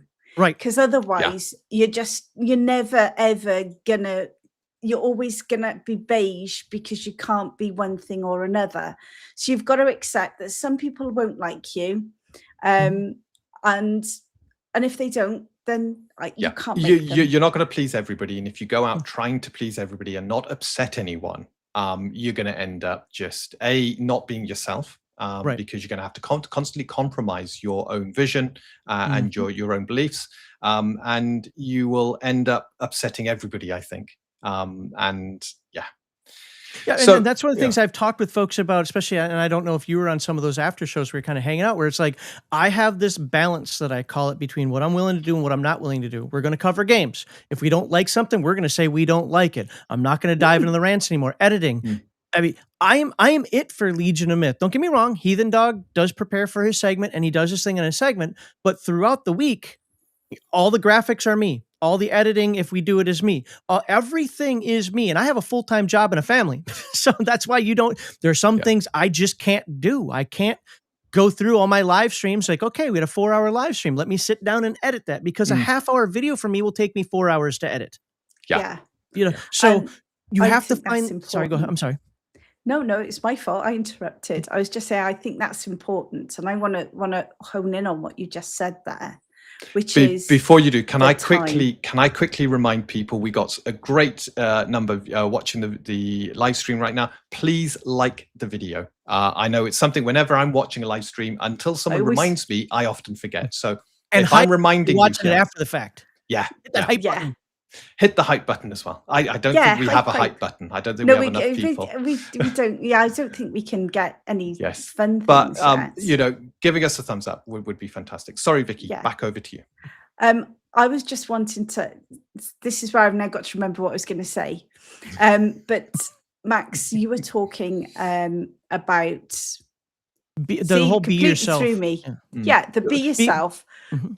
But you were also talking about all the time it takes, the stuff that you have to do. And I think that's something really, don't think that doing this is, I think people sometimes come into it thinking that they're just going to turn up, go, wah, wah, wah. The next thing you know, you've got you're Mr. Beast with millions and millions and, riding around in luxury yachts. But some people will think that it's hard work. It's really hard work from the thumbnails. Go, tell them what you do. The thumbnails, the editing, the deciding what you're going to talk about. Well, first off, depending on what we're doing, I kind of cheat because I do read-throughs and I do live streams. But Heathen Dog, for example, has to research his book. And no, I found out when I had to do overviews for a while, how much time that takes, because you have to decide, okay, we want this to be about a half hour. I mean, that isn't a golden rule for us, but we want enough information out there. We're talking to folks, but not so much where they just, instantly get bored. I want to talk about this. Well, I don't know. For me, you're going to get 5 hours because I love talking about everything. Heathen Dog's good at cutting that stuff out. So I have to pare it down and try to figure it out. I literally script. Heathen Dog doesn't. I script, or my bullet points will be written to the point they may as well be a script. Because it's how I am, because I'm so scared I'm going to forget something. Like, I can't believe I didn't talk about that. My video's a failure. So that takes time. Got to script it. The thumbnails. Now, I have templates for all of this stuff, but that doesn't matter. For example, Wednesday's my busy day. Wednesday is the day Heathen Dog sends me what he's going to talk about. Now, I do a lot of this in AI now. Thank God that AI is here for this stuff, where I have prompts that say, this is what the video is going to be about. Give me some titles, give me some tags, give me some whatever. But I still have to put in everything that the video is about. I still, it still takes time. It takes me the entire Wednesday night to prepare for a Sunday. Yeah. And I'm not even talking about Friday. All night. So as far as my thumbnails go, now people go, your thumbnails are pretty plain. They're templated, but I still got to find the book cover. I have to make sure it looks right. I have to make sure that the border's right. Now, some of that doesn't matter, probably not, but it does to me because I used to be a graphic artist. So layout design is something that's kind of important to me to actually have the pixel count right, where other people might not, notice things like that. So all of that crap takes time. My Photoshop gets a lot of use out of it. But then you got to respond to folks. That's another thing. And again, I'm not blaming. What I'm trying to put out there is it's not for everybody. Heathen Dog, unless I send him a message, now he does actually look, because I'll see that he'll make a comment here and there, but not like I do, where I'm constantly on there. Like, did somebody comment? Did somebody do this? I might not respond, but I'm definitely hitting that little heart and that little like thing, so you know that I read it, whatever. And then, that person had a really good comment. That could be a video at some point. Hey, you want to do this as a video? And then we're conversing back and forth. If I could afford an editor, and this is that circle, this is that problem where it takes money to make money kind of thing, right? If I could hire an editor, the quality you would get from us would shift like that overnight. Like, it really would. I'm a little jealous that they've got 2 people. Because just that alone, hey, can you handle this aspect of it? Will I handle that aspect of it? Is night and day in terms of the amount of things that you get done. And so for folks out there, and I'm not even thinking of everything that I do for a video. There's a lot of ancillary stuff, like, trying to talk with other folks, trying to get Kevin and Sean on from Palladium Books, find out what we can talk about, what we can't talk about, what they're interested in, what's going on, sales, blah, blah, blah. Whatever it happens to be. The Friday show that you've been on, like, you just asked some questions. Man, if you knew how many times I dug through those questions, I get the questions ready, and then I look at them a week later, and I'm like, why did I ask that? That's a dumb question. Hold on, let me rewrite it. I overthink this stuff, to be fair. And then I'll finally get send them out. And then after I send them out, I'll be like, I really don't like that question anymore. Whatever. But I'm really impressed with how you've organized all of that, on the way that you've organized everything for Friday. How people can sign up and everything. It's just phenomenal, and it's so well organized. It's funny you say that. It's superb. I have a lot of people who are angry at me over that, because Why? they think that first of all, and I'm not. Well, first things first. If you ever watch, and this is just a perfect example because people will talk to me about it, and I've watched some shows. You know what the Whatever podcast is? No, it's a dating talk podcast or some stuff where he brings on a bunch of like OF fans or whatever. Anyway, I've watched enough of it to know what it is, but I'm not like over there all the time. The thing is he starts late. He'll start like a half hour late constantly, and he'll have all these arguments with the panelists and do these things. And I'm not putting up with that. I don't even understand how. I drove 4 hours to be on your show. Well, guess what? You're going to turn your butt around because you didn't follow the rules. That's just the way I am. Maybe it comes from my military background or whatever. So I have some friends who are mad at me because I won't just, hey, can I be on the show? Did you sign up? Oh, come on, Max. No. You have to sign up. One, it lets everybody else know what's going on. Two, it knows that there's just a little bit of ball playing on this one. knows that what the format is and so on and so forth. So that herding cats is actually more difficult. I have 3 panelists and hopefully have a backup or 2. That's it. But that can turn into these huge arguments that you're switching. Hey, man, no, I actually think you're really awesome and you're really cool. You're just not for this episode. Please don't be angry with me. Oh, God, it's just like you have to have like a psychology degree to deal with some of this stuff as well. Yes. So we've got you a new subscriber, which is great. Thanks, Kenneth. And yes, I thought it looked an incredibly professional channel. The quality running through it is it is top notch. You got this lovely theme, and I was so nervous. I'm going to pop for anybody who hasn't had a look at the channel. Go pop across, have a look at it after the live stream, and definitely subscribe if you haven't already, because the first time I went on one of these panels, I was nervous as anything, and it was inviting. It was incredible. We managed to have these fantastic conversations, just talking about our hobby. And for me, it was great to talk to like-minded people. And even if you got a differing opinion, it doesn't matter. You're just talking through why you believe what you believe, why they believe what they believe, and is there some common ground in between?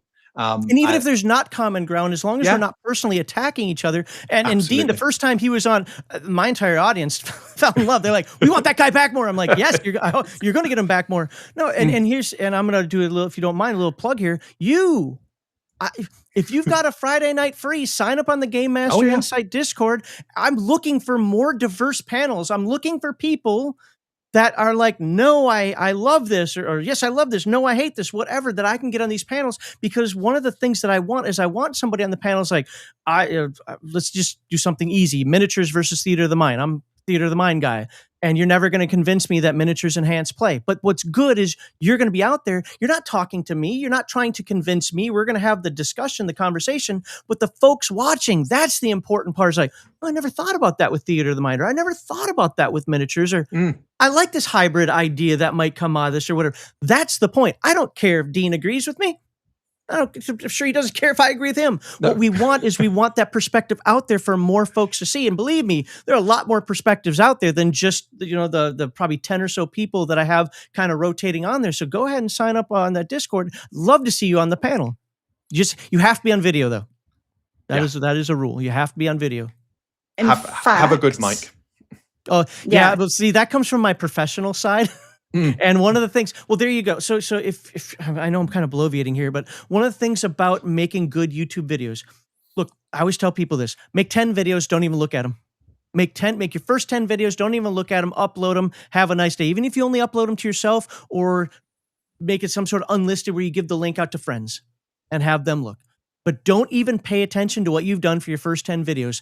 1, watch how you've improved even without noticing. And then 2, look at the things you continue to do wrong.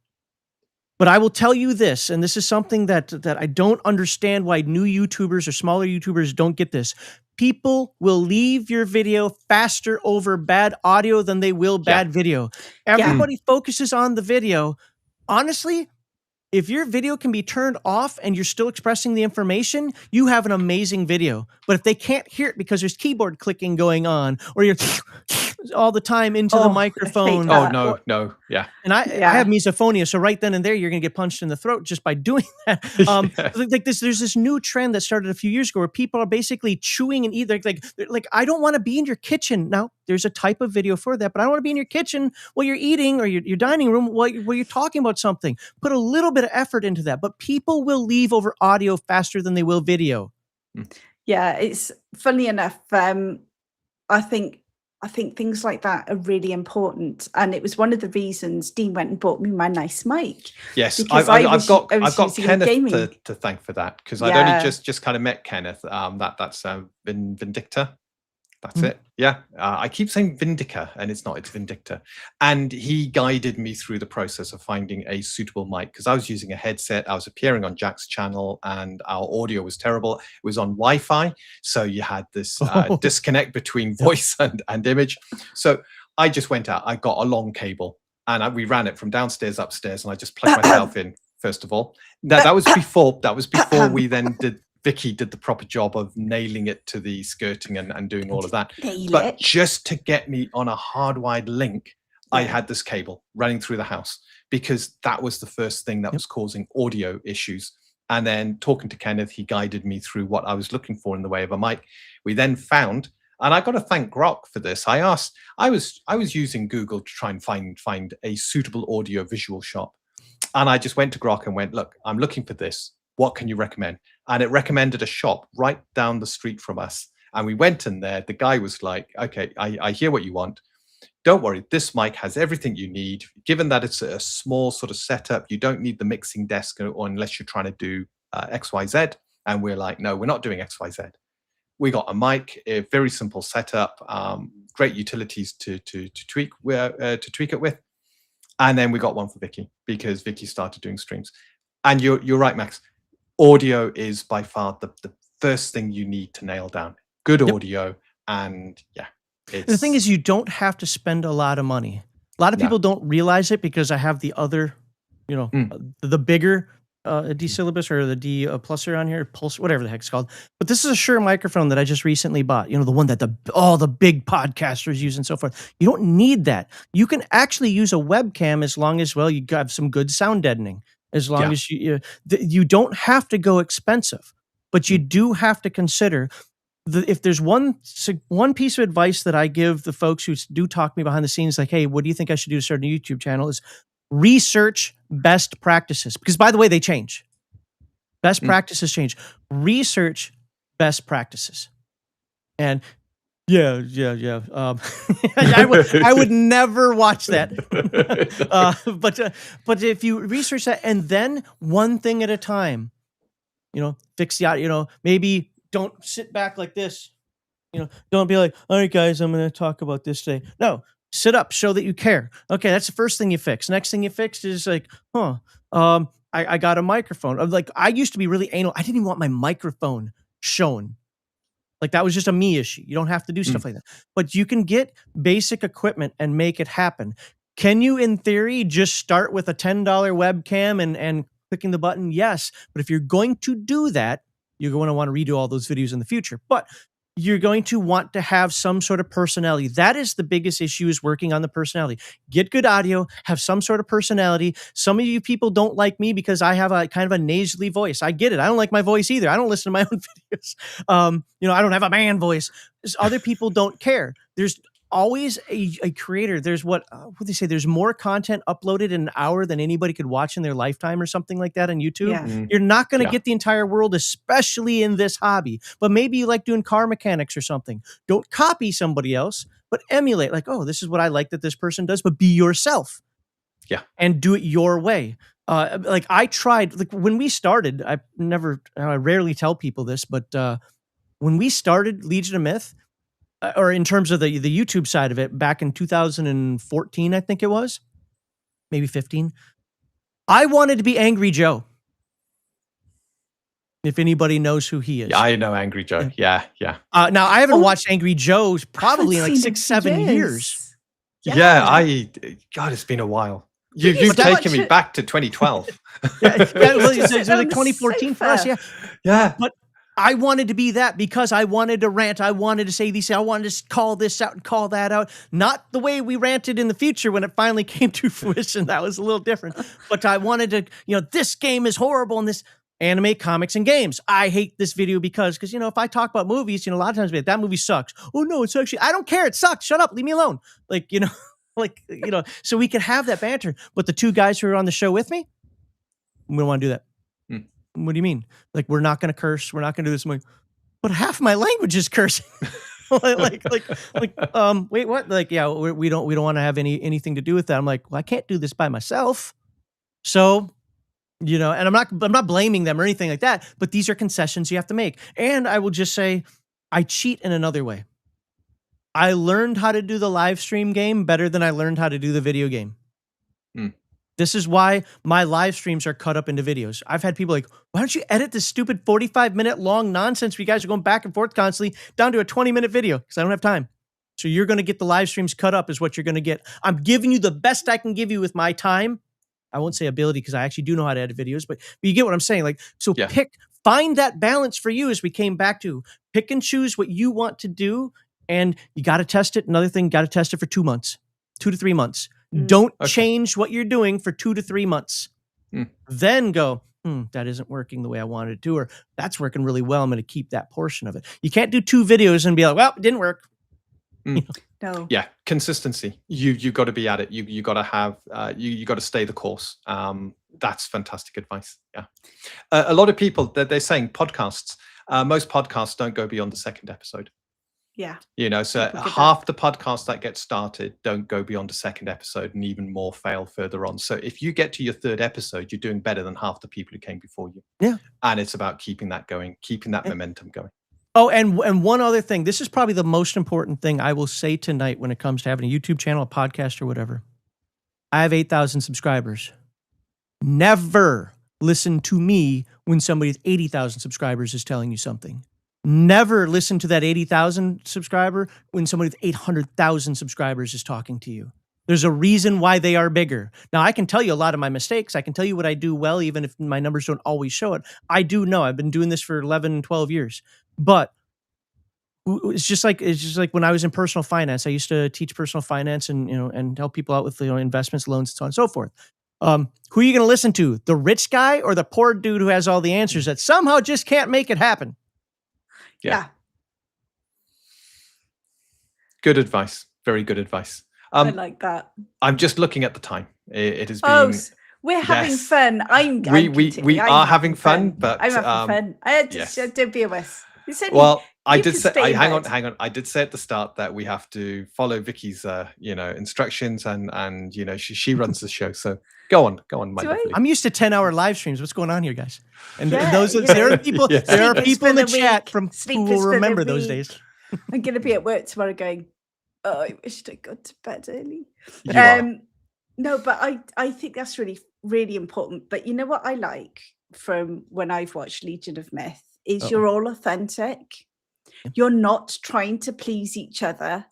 You are authentic to your beliefs. And I think that that's something else that when you're talking about setting up a YouTube, you've got to be authentic to what you want to achieve and how you want to do it. If it would be like me going, I want to go and do a hair and beauty product YouTube. I don't wear makeup. I haven't had my hair cut in over 18 months. It wouldn't work. Yeah, that's true. You haven't got editing. Oi, it's not that bad. Dean snuck in a paragraph, guys. So I meant Vicky to go through it before we've sent out an advanced copy before the advanced copy tomorrow goes out. Yeah, to Michael and I just forgot one paragraph. Jack. And added a paragraph. Yeah, I haven't noticed. The first thing Michael sent back is there's a grammatical error in this paragraph. This word is used for a singular. This word's used for a list, and you should have used the list, not the singular. And gave me this lovely sort of very friendly lecture about where I went wrong with this paragraph. I couldn't believe it. I was there looking at it going, yeah, I meant to put that in front of Vicky for her to give it the once over before we sent it out, and it just kind of got missed. But I'm hoping the rest of it is looking good there, Michael. Yeah, well, what we're going to be doing is just around the game is we've got another read through to do so that we can pick up all the mistakes of the mistakes of the mistakes. Michael's taking a look for us as well. And we are on track. It will be going live on the 30th of June on this stream. Yeah. And that was the other thing, actually, coming back to the streams, planning. I mean, you've just put your stuff up for August. We've got if I have a look at my little book here, we've actually planned out. We've planned out to the end of July. So we're just starting to do the planning for August. How important do you think the planning is on actually having a successful YouTube, Max? Well, for me, it's because I don't have OCD. I like to joke that I do, but I'm just anal retentive on things like that. I actually have the entire year planned out. Wow. Oh, that's amazing. The reason why you don't see that is because I allow for some changes, and I've already had a couple of changes that have happened. But for Game Master Insight, right now, if nobody were to give me any suggestions and nobody to change, I'm through December. And cool. Now, I do that all the time. Here's my note cards. of what, and you can see it got stapled together. This is just for my read through of Dead Rain that I'm doing right now. It's 40 videos. Now I've decided I'm going to cut some of them out. Yep, 40 videos. This is the last page on there. I break it down exactly because I know about how fast I can read, about how much conversation we're going to have. Again, I script things. Now I don't script the read-throughs, obviously, but I script things. That's going to be up to the person. Some people can do amazing off-the-cuff. Bear, for example, he can just do amazing off-the-cuff stuff and go. Other people are good at extemporaneous, where they just have a few notes and they can go. I could do that theoretically, but like I said, I'd miss that one thing, and I'm a perfectionist when it comes to this, and I mean that in the bad way, not the good way, where it's like, no, that's not good. So me, I prep. Everything is heavily prepped. You don't necessarily have to do that, but I think it helps most people, especially new. Especially when you're new. Once you have your own thing going, and there's just a big difference between making a video and a live stream. Live stream is about the chat. It's about talking with the chat, hanging out with the chat, being emotional for the chat, having your ums and ahs and all that other stuff that you wouldn't want on a video necessarily going on, and just, laughing and crying and whatever else is going on. Videos are more about information, and you want them to be more effective information providers. So that I would prep the living crap out of. Hello, King Johnny Angels. I hadn't seen you pop in there. So he found your channel whilst he was looking for rules videos for riffs, and stayed because you like the Game Master's Insight videos. Hey, there's a poll up about Game Master Insight and RPG Digest right now. All of you are welcome to vote on it. Which one, if we have to drop one, he kind of knows a little bit more about what's why this might happen. But if we were to have to drop one, which one do we keep? So if you want to go check that out. I'm going to have to vote on that. Definitely. Yes. Yes, we will definitely vote on that. But thank you. I think when I have a look at everything, it takes time. It takes effort. For you to get the equipment, it takes money.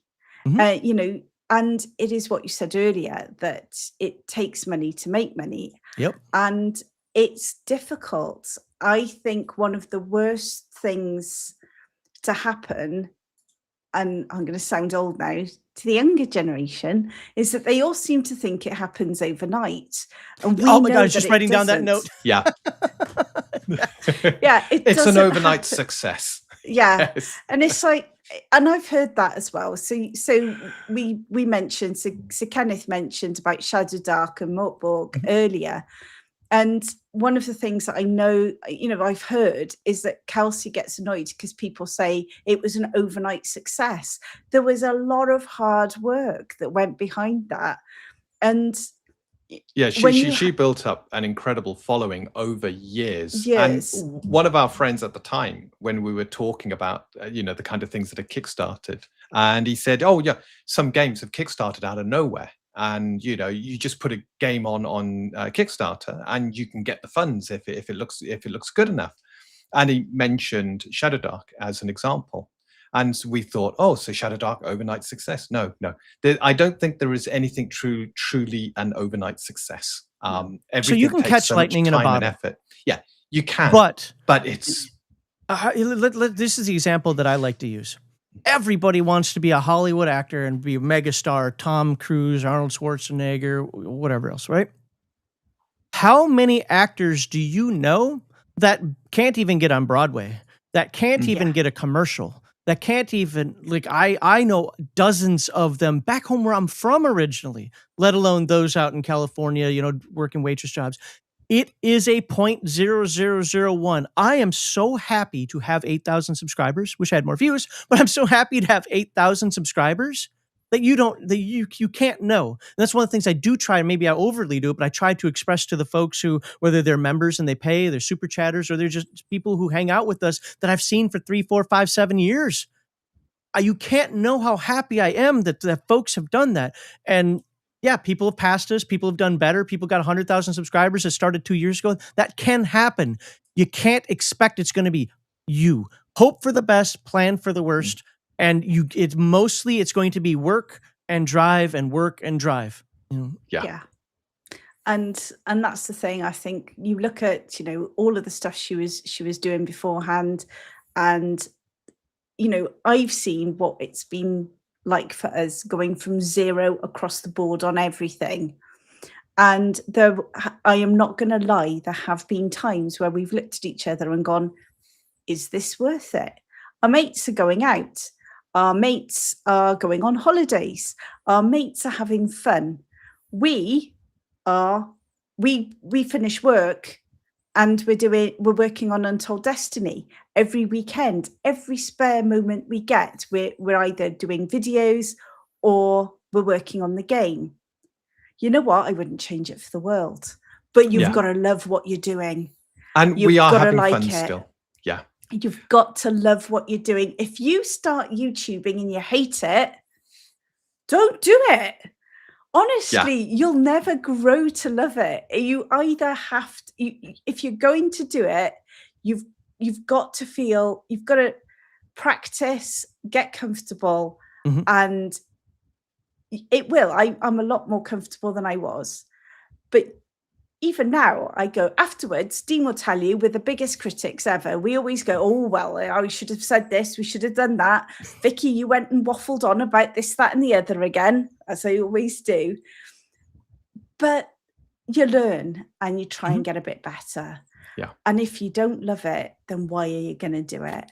Well, that's a very my number one important. Hey, Brian, good to see you. That's a very important thing to say, because there's never going to be a time where the workload gets less, well, until you hire an editor. Now, I'm going to say something that might be a little controversial here. A lot of folks who have been following Legion of Myth know this, that one of the things I've been pushing on for like the last probably 4 or 5 months is we're not going to be around next year without some sort of income. And I know some people are like, oh my God, I can't believe you're doing this for the money. Well, Legion of Myth is a business, okay? Now, I'm not going to compromise my morals, my laurels, or my overall ethics over this. But yes, and I hope, and I'll say this to anybody, hope you guys, when you hit that mark, you start getting members and you start getting super chats, because the amount of effort that goes into this. And I've got things I have to do in my real life. I'm not whining. I'm not complaining. I'm not saying, oh my God, I can't believe this is happening to me. I'm just looking at the reality of the situation, which is quite simple. I have a shed that's falling apart that I need to fix. I've got a house here that needs a little bit of work. I've got a fence that needs to be completely rebuilt, and I can't afford to hire somebody to do that.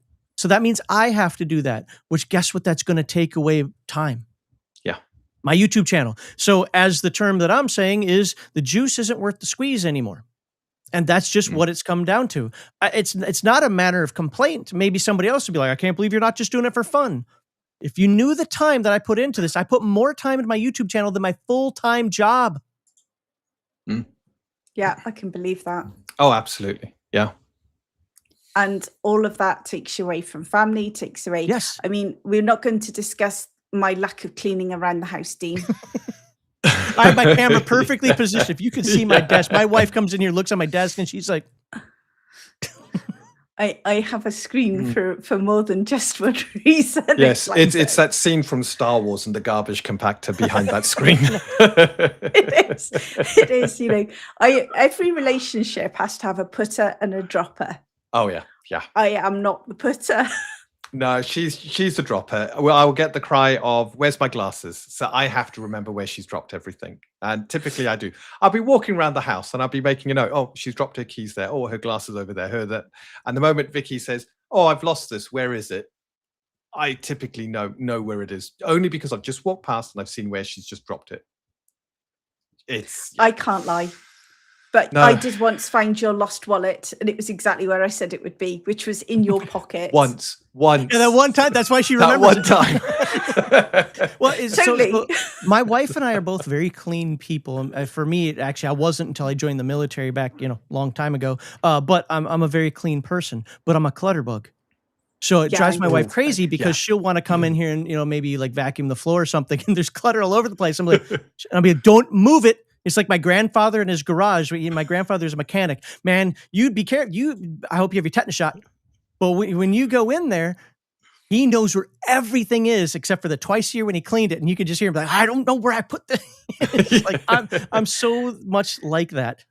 Yeah, my model room was just like that. I knew. Oh, your model room was a mess. It was a disaster. It was awful. I was fine. I had beer and I had electronics and I had power big tools. Power tools. Yes. What else do you need? Hey, again, that's clutter. I'm okay with that. It's like you know, when you got like orange peels and old apples, and you're like, oh god, no, what's going on here? No. Roaches crawling all over. Like, nope, not having that. No, we're not like that. It's literally, we've been so busy.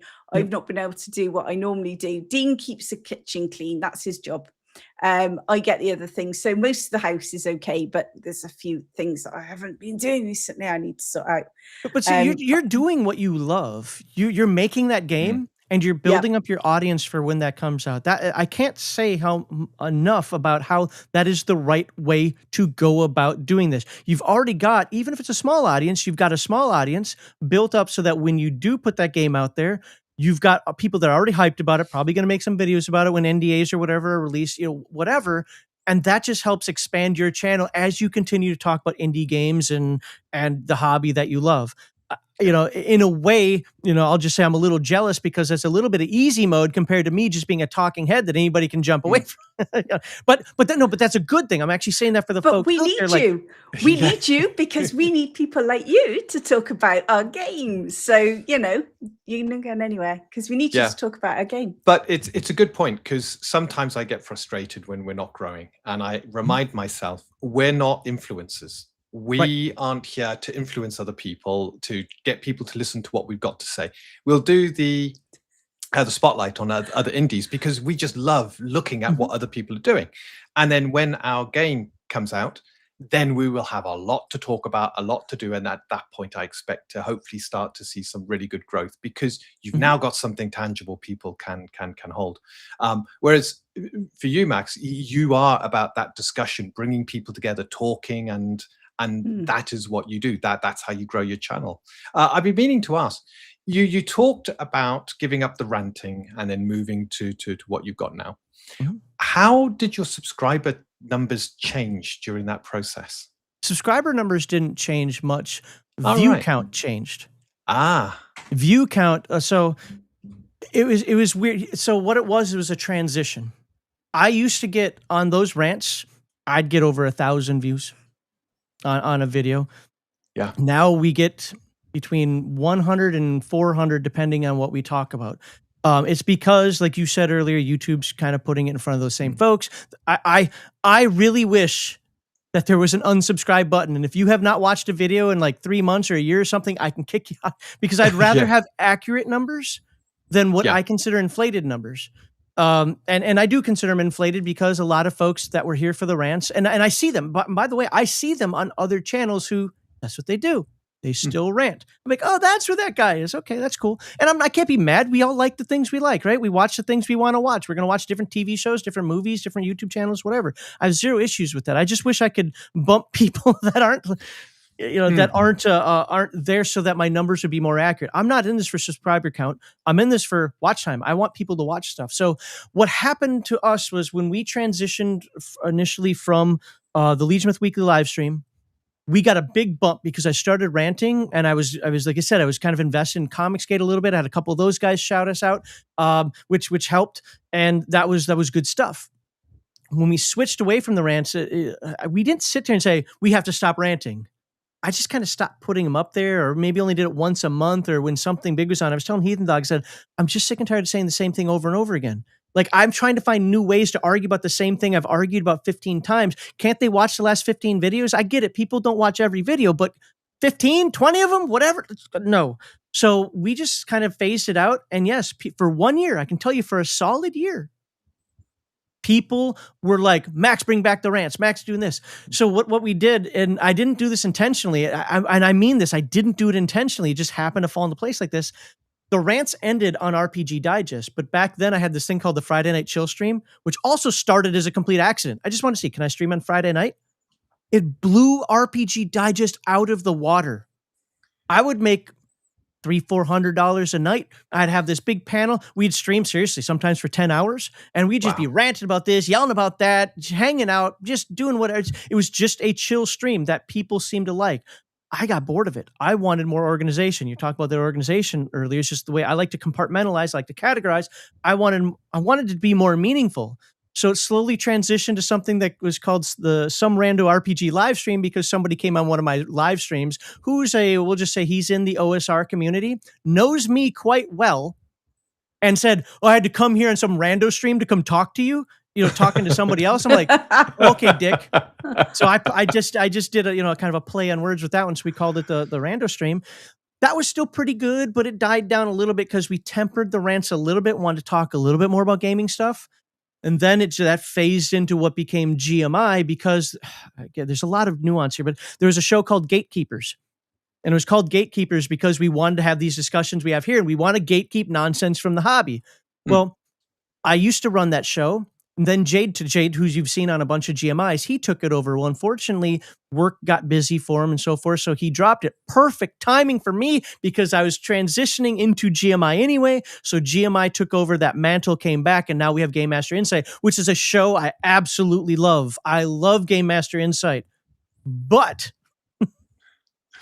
it isn't controversial. And nowadays, when it becomes controversial, I'll get, "Excuse me, can you guys stop saying so many poo-poo words?" I have kids that watch. Yes. Yes. It's a family show. Well, it's not meant to be exactly a family show, No. but yeah. But anybody who is watching the chill stream is like, "Oh my God, Max, this is so boring compared to what you used to do in the past." And I'm like, I can't please everybody. And honestly, I like what GMI is now, and it's going to stay the way it is right now. But that means I got to get in front of people. And the issue is YouTube keeps sending it out to the people who want to hear me scream about the woke or Ginny D or whatever else, that we were doing. I'm like, no, I'm not. Yeah, my understanding is YouTube algorithm, to test how viral the video will be, how popular it's going to be, it sends it to your people first. So having a group of your people. But having subscribers that are there for your content rather than they were there for your old content and no longer enjoy your new content, it's actually dragging down the video. It's dragging down the algorithm. Will look at the video, go, well, 20% of your audience didn't even bother looking at this, so I don't think it's going to be that great. So I'll only put it in front of these many people outside of your normal circle rather than a wider audience. And I'm stuck in a catch-22 with this, because I have years worth of content that I don't want to lose. Because people are like, "Why didn't you just start a new channel?" Because even then we still had years worth of content, still talking about tabletop RPGs. Sure, there's other stuff in there, anime, comics, nerd.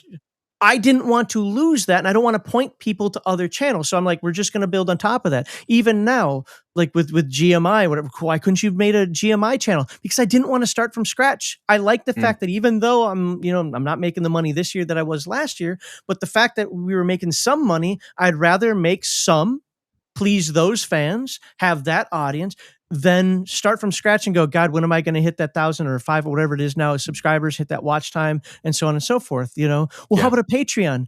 I don't give you enough to do a Patreon. That's why I'm so thankful for our members, man. Like, I can't believe you're a member of this channel, and the only extra thing you get from me is one stream a month. That's an AMA and a little extra content on each of the live streams.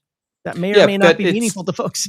I view the membership, and I became a member because I love your content and I want to support you and I want to see more of this content. And I'm not expecting anything back in return other than you've entertained me and I've thoroughly enjoyed my time on your channel. So I'm paying for that enjoyment in the same way that going to a movie or buying a really nice cup of coffee or something like that. I see it as no different. Every one of you, and I can't thank folks enough for doing that. And I know I get a little obsequious when I say this, and people are like, "Okay, Max, you're kind of overdoing it," but it is true, because do you know how many channels I'm a member of? Well, that I wasn't gifted. Literally zero. Wow. Yeah. Literally zero. And this isn't me being a jerk. This is me having the brain that says this. Yeah, but if I'm a member of his and this person knows about it, I'm not a member of his, then it turns into this big, why aren't you a member of mine? You're a member of his over there. And it's like, people do get their feelings hurt on YouTube. They really do, whether they should or shouldn't. The other thing is member for member is kind of dumb, because, sub for sub. Because why would I give you $5 to get $3 in return? And why should you give me $5? Or why should you pay $5 to get $3 in return? So Google wins. Yeah. Yeah, you're right. Yeah. Exactly. Google wins. It's like, but isn't that what the likes of Google would actually try and encourage? they would love that to happen, yeah, because they just get their cream. Kenneth, yes, the reason your algorithm probably woke up is because I think your channel went a little bit dormant, and if the channel has nothing going on for a period of time, when you start to post new content, the algorithm almost resets and curiosity streams. Yeah. So and yeah, Kenneth is doing so well with his. He's got some really insightful videos, absolutely brilliant stuff. And you know, he's getting some really good views, and I think his channel continues to grow. So fantastic, really good stuff. Ooh, you got to put that up. So Michael reckons we can stream forever because he's having no problems finding errors with the 3 in the background. Looks great, by the way. So it either means that I've missed loads of stuff and it's like, that's wrong, that's wrong, that's wrong. Or it's like, oh no, it's not actually that bad. And Vicky can actually spell and correct Dean's spelling. It's been, by the way, for the record, I can spell, I just can't type. Right, we should get together. We'd be amazing, because I can type, I just can't spell. Dean can type. He sometimes decides to miss half of a sentence. Oh, that's just the way my brain works. It just leaping ahead and not my fingers not keeping up. But I do freak out Vicky when I'm typing and looking at her, because I can type, and she'll be talking away, and I'll be like, yes, I'll be just typing away, but then I'd miss out half the sentence. Yeah. Sorry, I'm so glad you said that, though, because Heath used to get so angry with me, and then it like at first, then he stopped saying anything, but I kept noticing, and I still do it to this day, though I'm trying to be better about it. I won't finish sentences because my brain has already moved on to like the next thing I want to talk about or whatever. And I don't do it as much now, but especially some of those older live streams, man, I'll be talking, what are you talking about, Max? Like, you didn't finish this one, you didn't finish this one, you didn't finish this one. I'm like, yeah, because in my brain I already had, and it's time to move on to the next thing. It's like, yeah. Oh my God. But I actually think that's really cool because you do that, we do that. I bet you so many other people who get into what we're doing do that as well. I reckon it's one of those parts of the creative brain. It takes you off and you sort of, ooh. And I think it helps at work as well. I think it's all problem solving and everything else. And, you know, something that wouldn't be anything that I'd love more than to be doing exactly what Dean and I are doing around the day job full time. But I also know that for us, for getting the game out and stuff, we're talking years. We started with 0. In fact, what have you done? Only 2 notes and 7 possible errors, but it's only Benny Michael. Half a sentence is terrible. not. Oh, well. If you don't mind, if I can give one last piece of advice. Please yes, please. There are ups and downs, and I don't. Yeah. I mean, I can rant, but I don't tend to show the depressed side or the sad side or whatever so much to folks. But there can be ups and downs, and there have been multiple times when I was this close to just saying, "Screw it, I'm done. I'm done. I'm not going to do this anymore. I put too much work in. Blah blah blah." You know, there's seasons. There are times where people watch more and people watch less. You have to kind of learn how that works. There are just things that you think are great that other people don't. We're in a niche hobby, whatever. I love what I do, and I mean this. I mean this from the bottom of my heart. All the extra work, all coming home from work, telling my wife, "Thank you for giving me dinner. I'll talk to you at 9 o'clock or something." You know, but I've got to prep for the channel. I've got to update the algorithms. I got to do graphics. I got to do yada yada yada. I absolutely love doing all of that. And I'm not trying to bring up my woes again, but I'm literally only contemplating not doing this because I have to pick a choice of, do I take care of my home or do I continue doing this? And if I can't pay for taking care of my home, I have to do it myself. You know, but yes, I absolutely, all that work. And you can tell the people who love it because they're around many years later. There's some people who just come, I don't understand this myself. but I'm not going to take it away from somebody. There's some people, man, I just flip on the camera, talk for a couple hours, yada, yada, and then I'm done. And I'm like, okay, what's your channel look like? Oh, I've been doing this like 15 years and I have 200 subscribers. Okay, that makes sense. Got it. Okay. Yeah. I see why that is now. If that's what you want to do it. Don't be angry about that. For me, I'd be like, I can do that on Discord with my friends. I don't need to do it on YouTube channel. So I am trying to grow. I am trying to do things better, but find out what works for you. Know that there are going to be hard times. And sometimes those hard times can last this entire year. Yeah. And I mean that. Compared to what I was making the first 4 months, the viewership, like the interactions and so forth that I was doing the first 4 months of last year when GMI first came out, compared to what's happened this year, 2025 was knocking it out of the park. I'm like, dude, we're going to hit 10,000 subscribers. I'm going to make $2,000-$3,000 a month, because remember, I have multiple live streams. I'm like, this is going to be fantastic. Nope, not this year. So you have to prepare for that. And we've had other years where there have been ups and downs. You've got to be prepared for that. And first of all, never, ever, ever, if you have one, quit your day job. This is just YouTube. No. Yeah. It's volatile. It's incredibly volatile. And YouTube can change the rules on you. Either. And then all of a sudden, your income. I remember the first sort of ad wars that happened on YouTube, where they went after all the content creators like Sargon of Akkad and stuff like that. And advertising revenue got cut on these channels. And it was right after I got monetized, by the way. After I got monetized. And people saw their incomes crash. And, these are people who had given up their day jobs, that YouTubing was everything they did. And now they were facing this, complete financial crisis because, I wonder whether it was just a correction of where the money was going. I think the advertisers began to get a little bit savvy that their advertising probably wasn't going as far as they thought it would. Well, also YouTube, from what I understand, actually doesn't make money.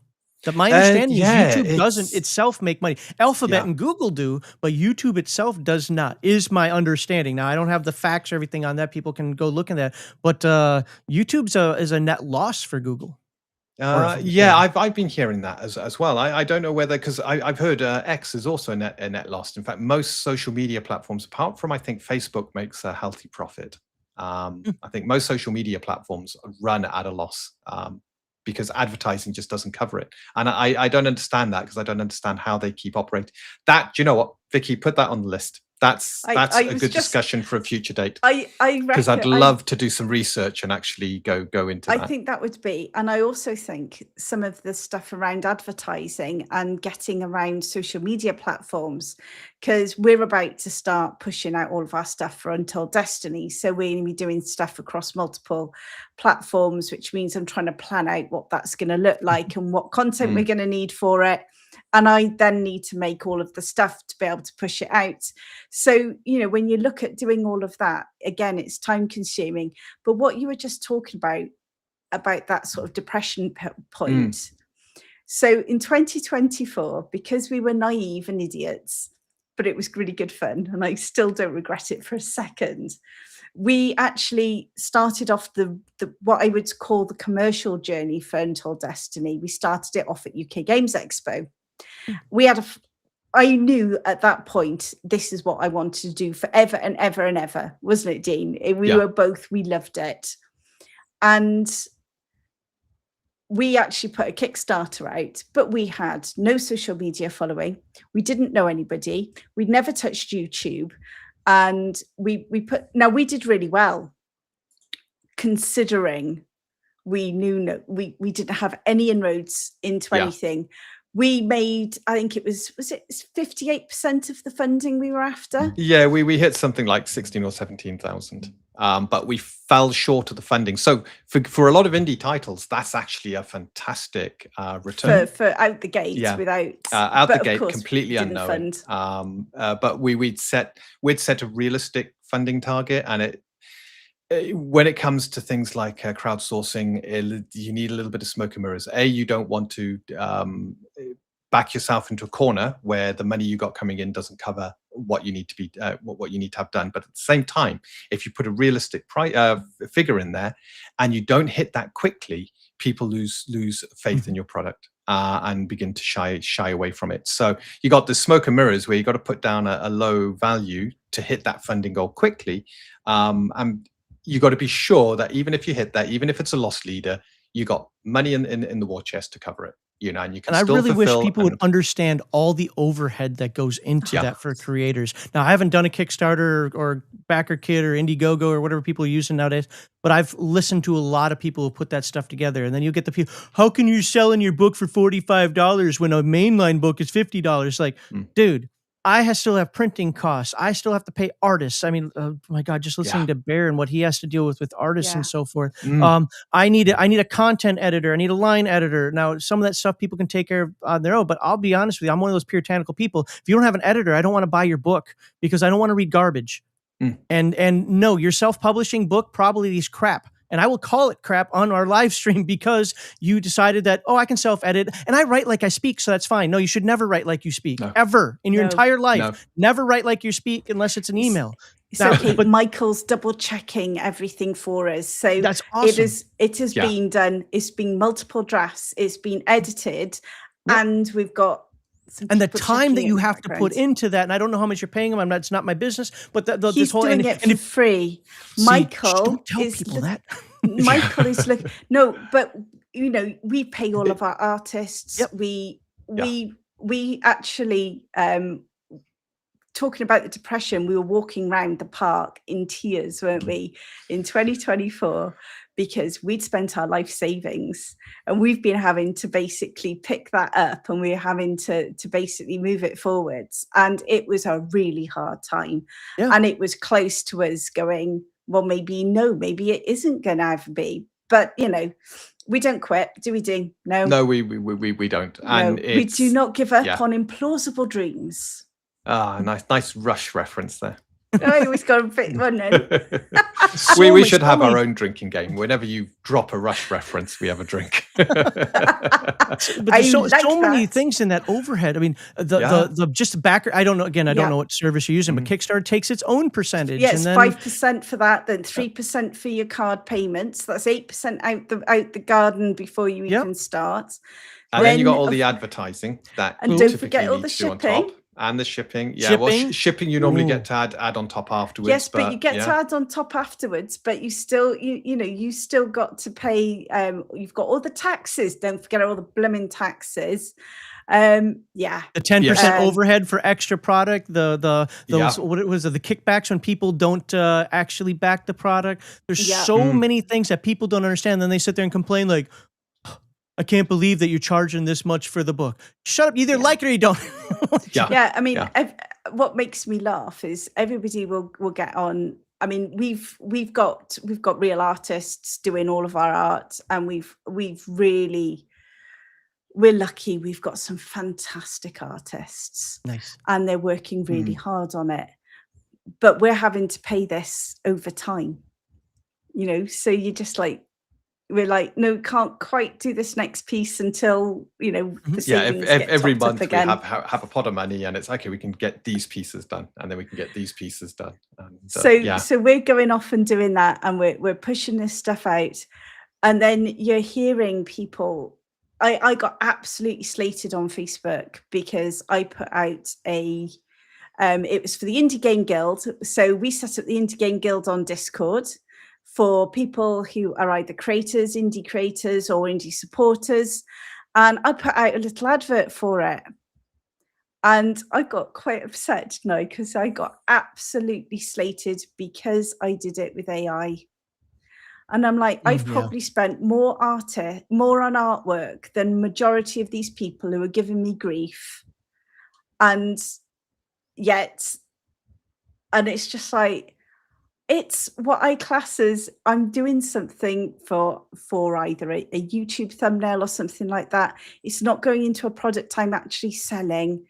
It's almost like, it's not quite throwaway, but it's close. I'm going to use it once and then it disappears into the ether. I cannot afford to pay an artist to do every thumbnail, every single piece. And I found that really, really quite hard.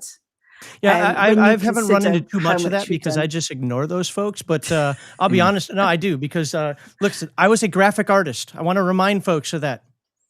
I don't care. I'm going to use AI art. And you know what? Artists are the dregs of society. We need to go back to a time when fathers cry because their kids become artists and disown them. Well, that's the type of temper tantrum that they're throwing.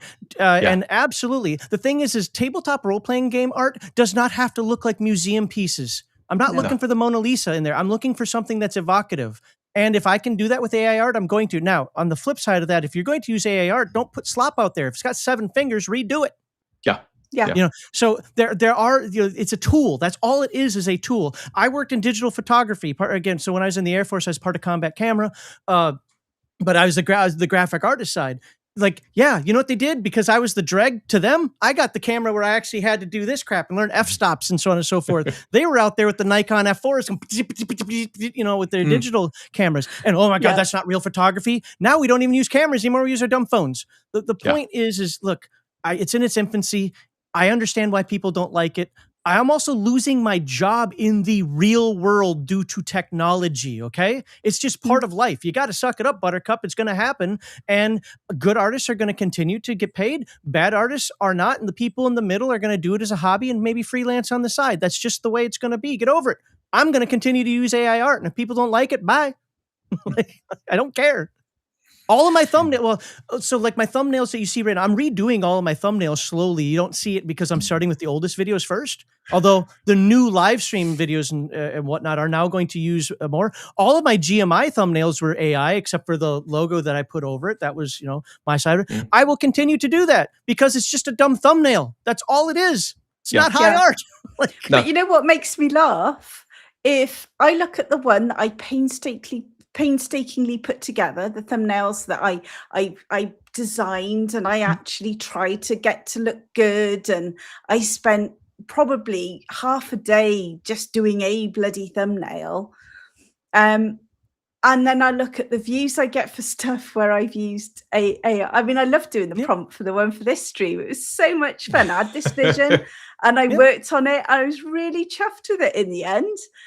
And it was a nice one. I liked it. I liked the wiry little creatures you had in the background. It was great. I mean, I still do some of it myself. Like, again, I get the book, I put it on there, I make sure the border is exactly 40 pixels and all this other stuff that I do. I mean, there are aspects I do, but if you look at those backgrounds, all the backgrounds are the same. And I have like 30 different backgrounds that I use depending if it's fantasy or horror or whatever I'm doing. That's for the genre. And then I throw the book and all the other stuff, again, Photoshop that. And the text is, of course, Photoshopped. But you get what I'm saying. The point is I'm going to use it as a tool and mix and match. Now I don't have to do exactly what you're saying, spend half a day doing the stuff like I used to way back in the day, or some of these really horrid thumbnails that I did. Look, I'm good at layout and design, but I am not an artist. I'll just put it to you that way. Really horrible thumbnails, something that looks like, oh, I might want to click on that. And AI helps me do that. So yeah, I'm going to use it. I'm going to continue to use it. And as it gets better, I'm going to keep using it. Yeah, I have to say, Michael actually helped me by giving me AI prompt lessons. Oh, it was great. Because I was really struggling with it, and it really has made a difference. It takes, that's the thing. That's actually a skill too. Yeah. You just plug in, I want this. So one of the things that I do have another channel called Songs of the Megaverse. And they're all Suno songs, all AI songs based on Rift's world books. And I've had people say, you can crap that out in 5 minutes. Really? Go ahead. Let's see. I have 7 prompts, 7 distinct prompts that I run for each song. And that does not count any of the edits that I do for those songs to get the, to be fair, I write most of the lyrics, but I don't know those world books like a Rift's, fanatic. So I have to have it scrape the book and give me information and put it out. And is this right? Is this wrong? Great. You can crap it out in 5 minutes. I don't. It usually takes me 4 to 6 hours to make one song because I want it to be right, meet my vision. I have to edit those. I have to keep redoing it. You get what I'm saying again. Yeah. So there is a skill and there is a persistence to it. You can't just say, give me monster. Whoop, there's my monster. Why does your monster have 3 eyes? And why is the neck this long? I had one for an AI prompt that I was doing for one of the upcoming Friday ones where the girl's finger was like that long. I'm like, it reminded me of Professor Farnsworth from Futurama. Well, my thing longer. What is that? Yes. But yeah, it's all of these different things, and it's all the trials and tribulations of Michael did break me. He did, because I was all no, I'm never going to use AI, but Michael convinced me, and I have to say it has been the biggest, I would say, the biggest resource that you need, whether you are a YouTuber, if you're just focusing on YouTube, or if you're creating a TTRPG, is time. Time is the one thing we never have enough of. And anything that can help us claw back that little bit of time is, you just have to use it. So what I used AI for when writing my book was making sure that what I wrote 3 weeks ago is in the same format that I write now. I'm a technical writer by nature, so clear, concise, consistent, and accurate. The thing is every week I somehow change what that means, and so I'd have it review and be like, hey, this is the style it needs to be in. The other thing I would do is I would run a test, like, hey. So Earth Dawn, so I can actually do this. Imagine this, because I was basing my game heavily on Earth Dawn, although it would pass muster as not being plagiarizing, because I'm changing everything, just keeping the step system. But I'd be like, effectively, compare the Swordmaster to the, what was it called? Oh, the Sky Raider. I want you to run 1,000 battles. And I want you to detail out, here are the skills, here's, the talents, whatever else, yada, yada.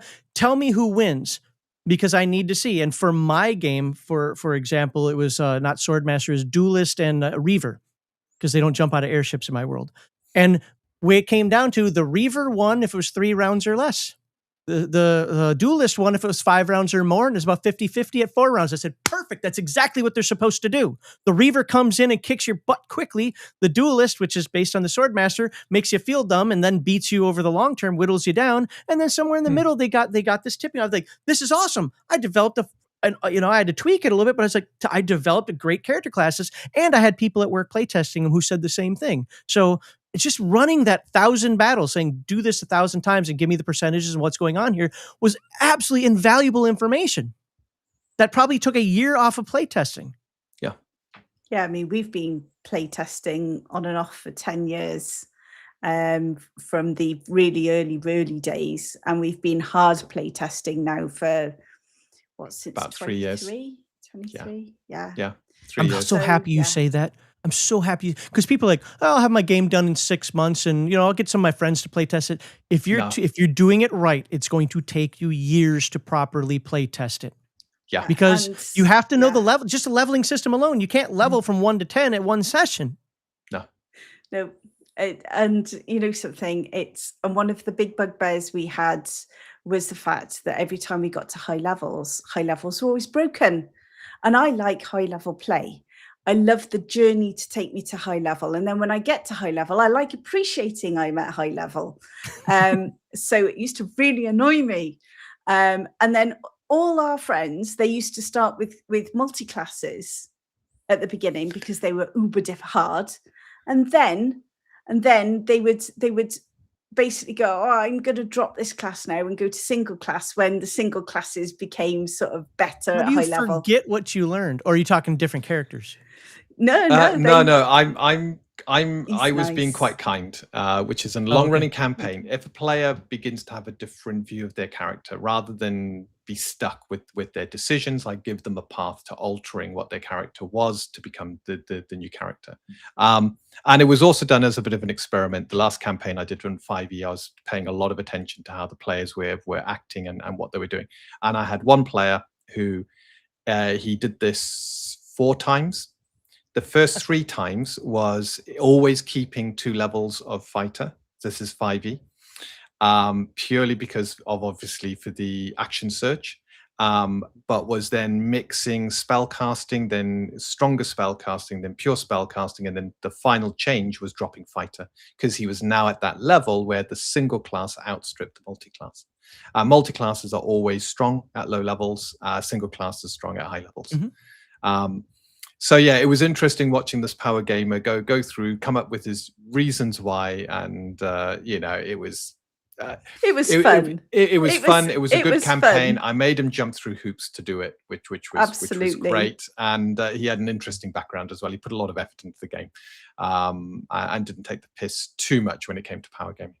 So it was an interesting looking at how that changed and how he altered his character as he went up the levels to try and get the most out of each of the multi-class options until eventually becoming a single class. Whereas I'm a single class from the beginning type of person. I always have been, and I actually plan out my characters and all sorts of things because I'm just weird. But that's quite funny because guess what we don't have in Until Destiny? Classes? Nope, we have multi-classing. No multi-classing. No multi-classing. You choose your class, that's your class, and it's your class. And none of this. I like that because I think there's a reason you have a class-based game. You have skill-based games. If you want to play something that's crazy diverse, you play a skill-based game. You don't try to ham-fist that into a class-based game. And when you play a class-based game, you're going to have a little box that you're stuck in. So what I loved about, and here we go, we're talking, you got me doing it now. What I loved about Earthdawn is the disciplines, because the discipline's stuck in a box, but it's a box that you could have so much personalization inside, using the Swordmaster reference again, but you must be a showman. I don't care how you do it, but you must be a showman. And I've got some videos on 3 different ways. Obviously, there's the common way, which is the Zorro, the swashbuckler. There's the 2nd edition way, which is the Stickman, which I now compare to Yoda in Attack of the Clones. He goes in all calm, whatever thing, bouncing off walls, kicking, and then he gets back, grabs his little stick, and starts tapping off. And then I created one called the Axe Master, which is like a pro wrestler. He might not even wear armor sometimes, but he's like, oh yeah, I'm going to do this. But he can wield that axe, that massive axe that he's got, and put it a hair's breadth from your nose. He's just that powerful with it. But all of them in some way, shape, or form are a showman. You have to do that if you want to be the love that. And some people, oh my God, that's locking me in a box. Do you really lack that much imagination where having one thing you have to do is a problem? It's absolutely loved it. And so, again, these different takes, Palladium, I think, is like the best balance between skill-based and class-based. It's still class-based, but you have so many choices in the skills outside, like the core that you get to be your class. That after that, it's like, I'd kind of be the guy I want to be, So I think there's the right tool for the right job, and I'm really happy that you're single class of the way you play and the way you got your book coming out. Now, are you going to do something like subclasses or something that allows a bunch of, like, there's 7 different types of fighters, so to speak, or something? No. Oh, wow. Okay. A class is its class. So within the basic edition, you're very set in what you can have. There's a lot more flexibility on the character creation side with the advanced system, but we're focusing on the basic because remember the first panel I was on where you asked me the question. It's just all your fault. Someone new coming into the hobby, what would be the best way to learn the game? And I talked about going back to a basic system where they're not overloaded, you can make mistakes, it's not onerous on the GM. And that got me thinking about the fact that our barrier to entry for our game was the sheer amount of options and complexity he had at character creation. The rest of it was streamlined and really good, but character creation was the real hump. Why aren't you on the show on the 3rd? Because I think that's literally what the show is about on the 3rd is character options. I think I'm on. If I'm not on that, I think I was looking at signings. Am I on it? I'll have to. No, because it's Bear, Mr. Max, and that's Flamingo. That's right. Yes, I think we just got too much on. I would love to attend more panels at the moment, but we've just had. Oh, that's fair. That's fair. Yeah. But you're the basic one. You're on Bad News Buds, aren't you? On. I think do you know what? I need to get the big calendar. We need to get we've got a diary of doom. Our life is so complicated. Yes. We've got a diary of doom. Yes, but the basic system, still your class gives you a few some nice options, but it's very set. And the idea is if a player wants to play a certain type of character, there would be advice for the GM to be able to go, right, let's design your class for you. You've got restrictions because the design ethos puts you into this kind of set, but let's create a class that you can play and that you can level and that you can, go to 20th. There we go. That's your class. And we get away without having all this. I mean, when you've got too many options, so you got your fighter and then you got this subclass, that subclass, that subclass, that subclass, then you got multi-classing on top to complicate the whole thing. So effectively you got these, I think it's 13 core classes, then the subclasses of that. So you got how many different permutations of different things that I don't think actually add a lot of value, but open up, they open up the possibility of power gaming. gaming the system. And that's where, as you said at the start, Max, it's that character builds. I want a character build.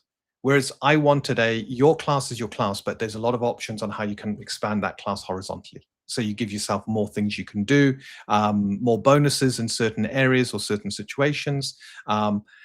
You can shore up some of your weaknesses, or you can build into some of your strengths. And that gives you your kind of flexibility. So our system, I think we've described it as vertical power. You get a little bit as you go up the levels, but horizontally your character grows. And that's God, you are so missing out either on next week or on the 3rd or the 10th. I forget which one it is, because that's literally one of the topics. Like vertical power or horizontal uniqueness. I think I'm on one of them, because it was too good not to miss. There's quite a few coming up that we both really like the look of, isn't it? And evolution of character progression and power, we're both on. Yeah, that's and that's right. on the 11th, and that looks great. That looks fantastic. Yeah, you have to put it with me. Well, I like the sound of what you're saying there, because for me, I like. Well, what if I want to play a dwarven? What was a slayer from Warhammer? I don't wear armor. I just go out there with 2 hand axes, and I'm just a wrecking ball. Of course, if I get hit, man, that could be a problem. Yeah. Or I want to play. Like I used to say back in the old D&D, that we're talking basic D&D days, where you just have the fighter, right? Well, right off the bat, you can play 4 types of fighters right off the bat. Like if you look at it, I want to be sword and board. I want to be 2-handed sword. I want to be mounted on a horse, and I want to shoot a bow. Yeah. Like, but people just see the one thing, like, oh, that's so boring, whatever. Like, I'm not a big fan of fighters personally, but I'll play one if nobody else is, because I can make that interesting. And the other term that I use is I love viable characters. I don't care about your dumb power gaming. Don't play against type, because they usually aren't viable. And I don't care about your power gaming. You're not proving anything to me. You're just going to hurt the other characters in the party. Make something that's viable and plausible, and we're going to have some fun. Yeah. Yeah. I think that's absolutely key. I think that you've got to be able to have fun with it. And isn't that why we all role play? Yeah. I think some people role play to win. Yes, some people do. Oh, come on. One of our players always did. He considered himself the main character all the time. And when challenged, he turned around and said, well, aren't we all the main characters of our stories? And it was like, yeah, but it's a team game. It's, but he was always looking to win. And by winning, he had to come out on top compared to all the other players. And so long as he did that, he was happy. That is something that took me decades, and I mean that, and I feel stupid saying that, to figure out. Like when somebody is doing power builds and doing all these other things, and I even went back and started thinking about my time in high school back in the early late 80s, early 90s, and I'm like, holy crap, that was true then too. They weren't trying to make the perfect character to like beat the adventure. They just wanted to make sure that if something came down, you could kick my butt or your butt at the table. Or I look at that. Oh, you get the last hit in with your 5 points of damage. Well, I did 52. So, it's like, oh my God. It's not about the world or the game. It's about the other players at the table. Look, I've had a lot of competitiveness, and I've been a jerk many times in my life, but I never sat there and go, I'm going to build this character so that Dean suffers. I might do some actions that do that, but I never sat at the table going, I've got to make this better than Vicky. I've got to do this because I'm going to show her. It's like, no, that's so weird to me. And that's amazed how many people do though. But really that's funny. fed into the design principles of 5e going forward and 5.5, which is why every character kind of does the same damage and kind of does the same thing and kind of feels the same, even though they got different abilities and different ways of dealing that damage or taking that damage. They all end up being the same because every player wanted to be the best damage dealer. And it was the argument, oh, I'm playing a fighter. Why can't I do as much damage as a rogue who's sneaking? Because you're a fighter. You're not a rogue. And you do damage every round. His dumb butt has to go out there and sneak and hopefully pass the sneak and then get into position and then do the thing. And then, he saw me. Absolutely. Yeah. And then get smacked in the face and then it hurts. And he hasn't got a shield because guess what? He was sneaking. I saw this creep into, we talked about this earlier, like World of Warcraft. The moment damage meters became the big thing, all of a sudden, all the non-damaging classes were complaining that they weren't doing as much damage as the damage dealers. And there was so much pressure put on the designers of World of Warcraft that they started to change it. And your warriors started to have, their damage pumped up. And it just seemed to homogenize everything, and nothing was unique anymore. Everybody could fit every role. So what was the point of even having classes, really? Because every class could do everything. Well, modern games now, and the first one I saw it truly happen in was a game called Rift, which I don't know if it still exists or not. I remember Rift. It is. It's still going. Yeah. Is it still going? So I played it for a little bit, but so many games, and I think Vanguard, if anybody remembers that Sony game just after EverQuest, I think it did the same thing where it's like you click a button, you switch classes. Yeah. I was out the second I saw that. I was like, oh, this game's fun. You can what? No, I'm not playing this. Because there's a reason why you play a role. There's a reason why you level up characters. There's a reason why you hang out with your friends and do these things. These aren't supposed to be solo games. They're not supposed to be something where you can do everything. You're supposed to have your niche. Dean's supposed to have his niche. Vicky's supposed to have her niche. And Cam's supposed to have his. Like that's the way it's supposed to be. It's supposed to anyway, we're off topic. Sorry. We will be off topic, but this is a perfect time for me to, first of all, thank you for joining us. Yes, thank you so much. Absolutely fantastic. I'm not going to mention the fact I've got to be up in 5 hours for work. Thank you for inviting me, and this was absolutely fun, and I appreciate the invite. And chat's been great. Your chat's too nice. Oh my! Our chat's chat is amazing. wonderful. Our chats are superb and amazing. And thank you, all of you who have stuck around. I know we've gone on longer than we normally do, but it was such a fun stream. I didn't want to go to bed, and I'm a night owl. Tomorrow, getting me up for work is going to be a nightmare. And we've still got to do the final read through and get the advanced copies out. Cam will not be happy if he doesn't get his advanced copy tomorrow. Yes, okay? You'll get it. I'll get up early for you, Cam. It's fine. So with this, Max, thank you so much for joining us. Thank you. Dean, the cats are trying to break down the door downstairs. They are. Yes, we and need guys, to let them out. Thank you so much for joining us on this stream. And for that, we will now say good night and farewell. And see you next week. Next week, next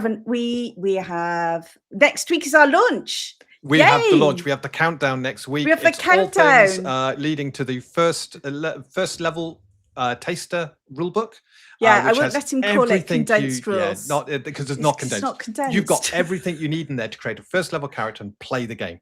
With a good splattering, we've got 10 creatures in there, and you got your 6 characters. You've got all the rules you need to play. Yeah. You have got a good volume of of creatures. You've got treasure table.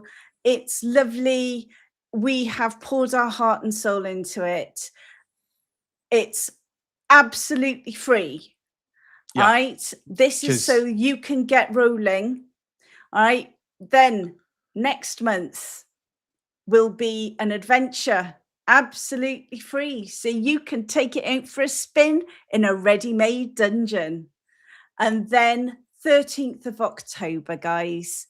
13th of October is when our backer kit will go live. Right? Nice.